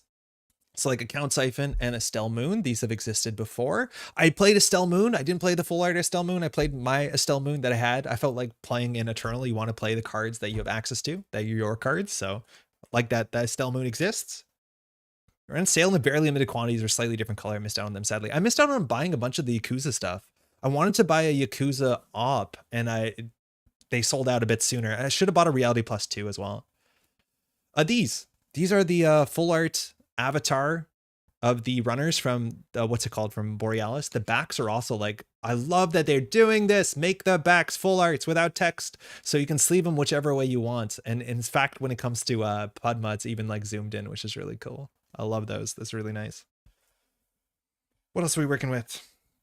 I bought these from Luke. I think these are postage from, I think, Australia, I'd imagine, but the No One Homes. There's also the steel skins that look like bandages. These are a bit like, I'm okay with runner cards being a bit more abstract when it comes to the alt arts themselves. For corp cards, it's a bit, I'm not the biggest fan of them, because when the runner accesses this, who the heck knows what it is, but it technically has all the legal text on it, which I think is really fun as a postage mark. Other stuff. So from Organizer, you get the Solidarity Badge. What's on the back of them? Oh, it's just an NSG sleeve. That's okay. But Solidarity Badge, I'm excited for this card to become relevant in the near future. These cards were all shown before, so like all the stuff you saw before. So I don't know if we're going to show out all of these. The NGO Front, I think, was the easiest card to get from the standard day, and it has the Sagrada Familia in it, so you have a bit of that local Barcelona touch, which is really nice. Some other favorite stuff.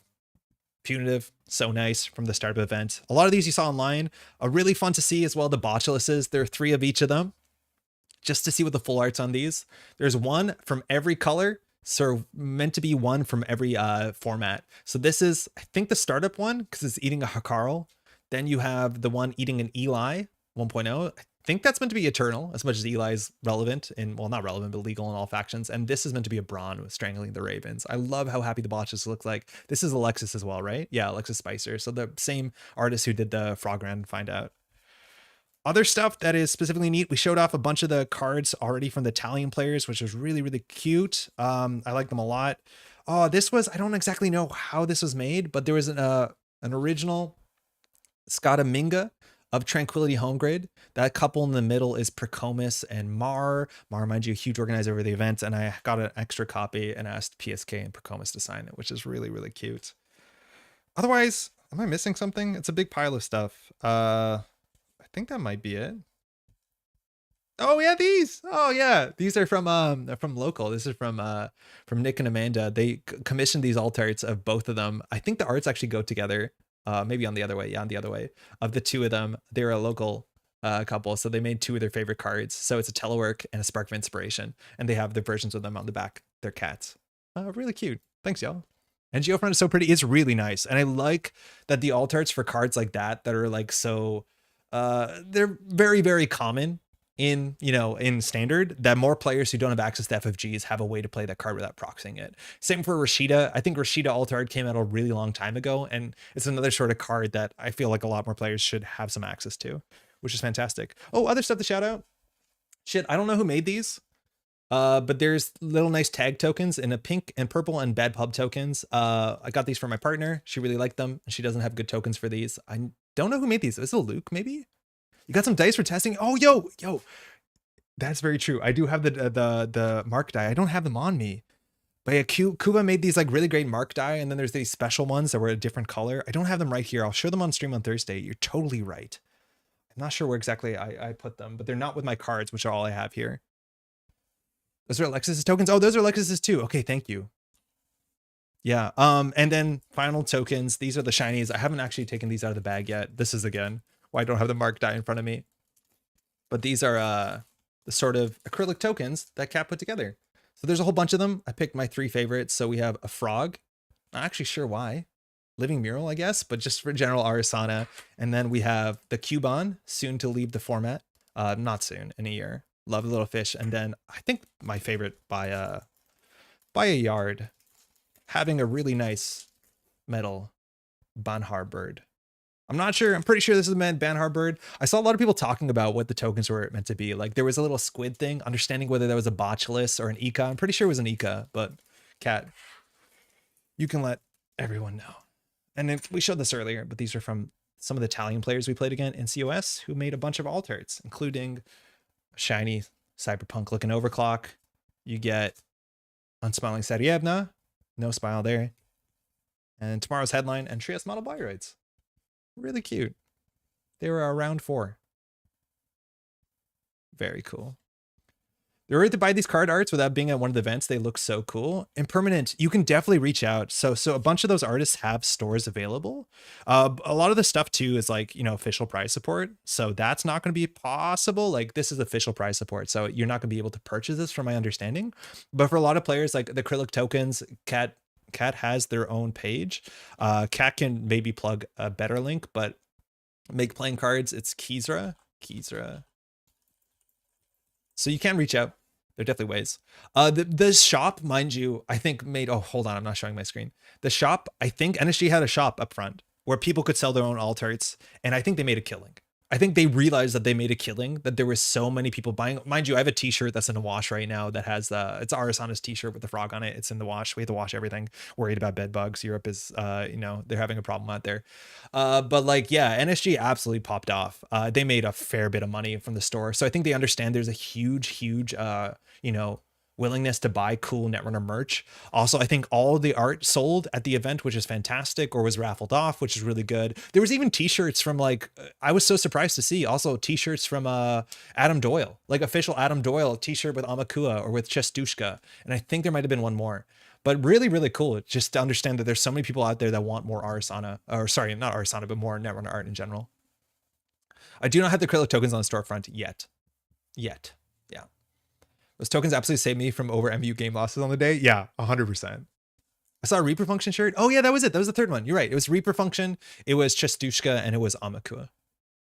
Shout out to people selling stuff at the event. Yeah. All the folks there, they were just at the table the whole day. And people rotated out. But like, yeah, they definitely made good money. And they were selling stuff on, you know, for other people, which is a really cool service. You didn't have to be at the table. You can just give someone the alt arts, the binders, and then they would like do it out.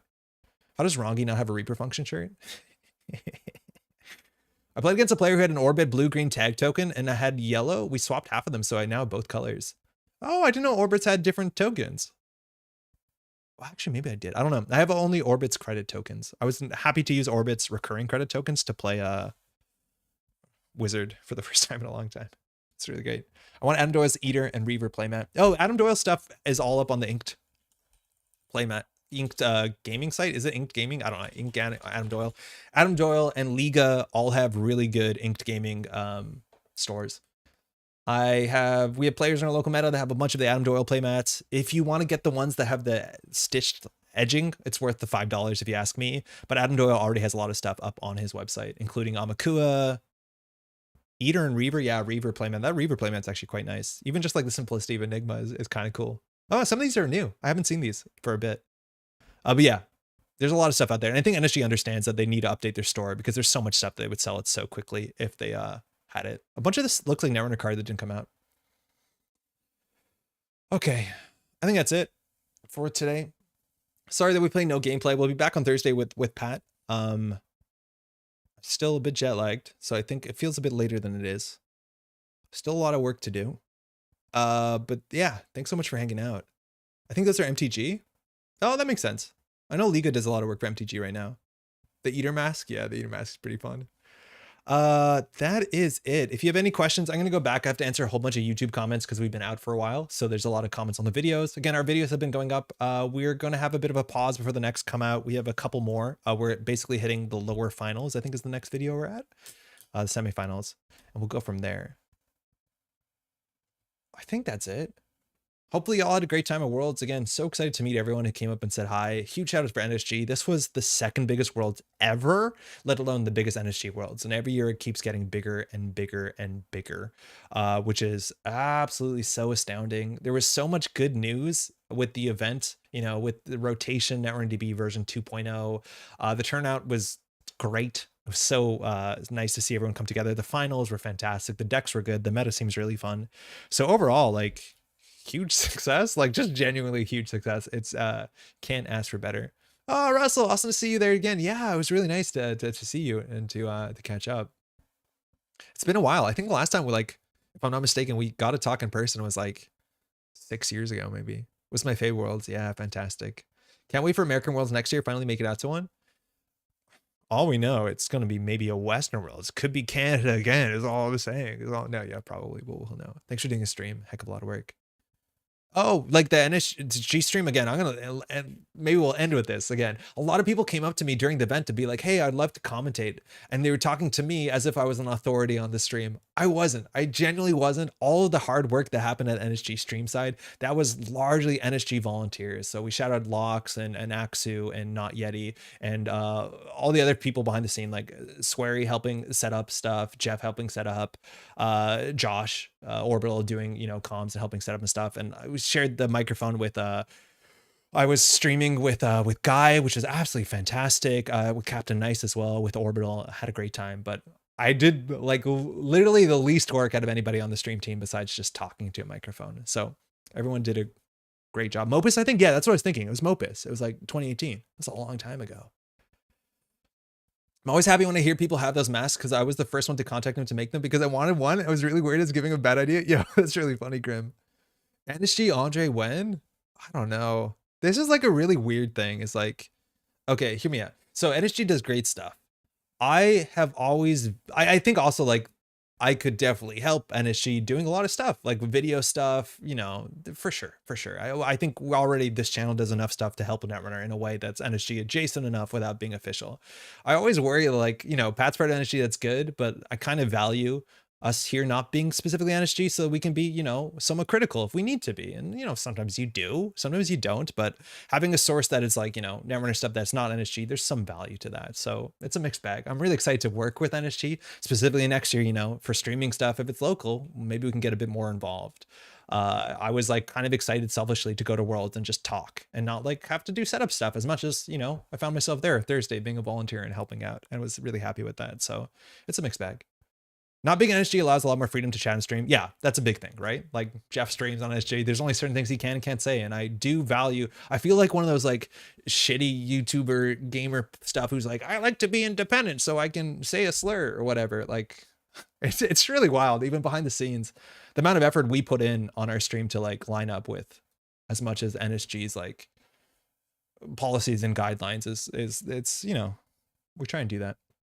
Independent media, yeah. So you can hear it here where we absolutely roast NSG for how hot that room was. It was okay. It was not that bad. It was okay. Let the NSG slander flow. I stepped across some lines by accident. It's a real issue. Oh, really? Do you get chewed out for that? You're kind of an independent source, honestly. Yeah, that's the thing. It's like I really like NSG. I really like what they do. I think they do a great job. All the folks I met at NSG from NSG are the best. And so like I like to support them as much as we can, but we try and do it separately for, you know, to have our own zero accountability. Okay, sorry. That's it. I'm tired. Abby joins a good Yo, Abby, really nice meeting you, man. You did a great job at Worlds. Absolutely fantastic. Jeff, give a big example, please. I'm curious. Jeff needs a flashing sign that says my NSV's views don't represent NSG. The problem with Jeff is that like now he's like super careful to not say the damn testing names of the cards. And so like I'm out there calling cards log vault and not explaining it at Jeff's like at his own cost. Which is good fun for me. You two can't wait to watch the streams. Cheers. Or like NSG roasted us with how hot that room was. Hey, the trick is to bank enough good that will get cut slack when you screw up. Yeah, that's the idea, right? I don't know if you're talking about me or NSG, but like, I guess on both fronts, huh? Yeah. Yeah, no, man, that was like the biggest thing also. It's like we said this before on the stream, like all the NSG folks that are like more European based that we met for the first time, like finally meeting PSK, who like we've known PSK online for years, worked alongside PSK doing like you know, online worlds and continentals. Like PSK is so huge to the game where like during, you know, COVID and all that, moving to making continentals and making sure this stuff happens online, a lot of that was PSK.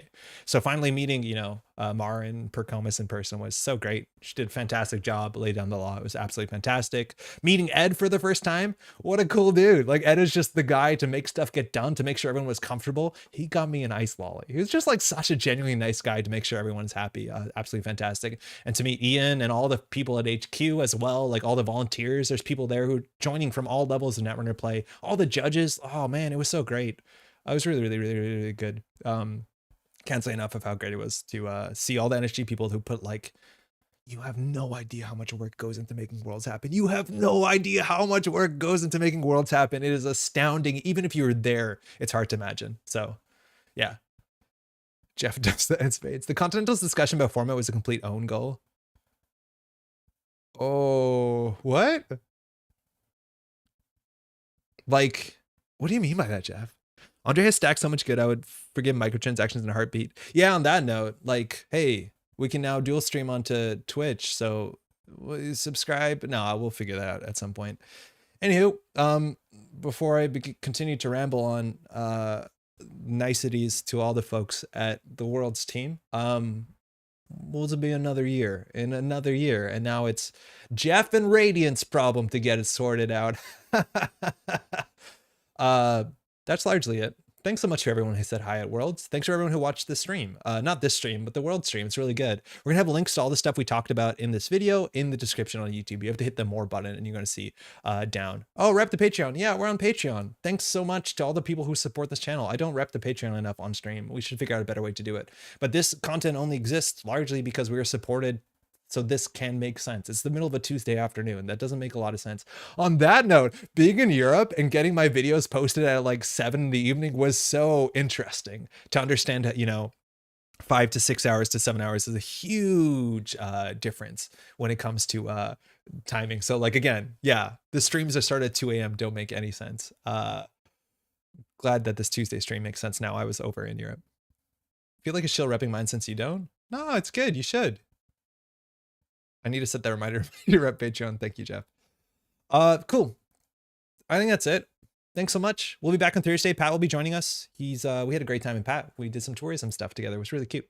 And that's largely it. See you on Thursday. Thanks again for Worlds. It's great.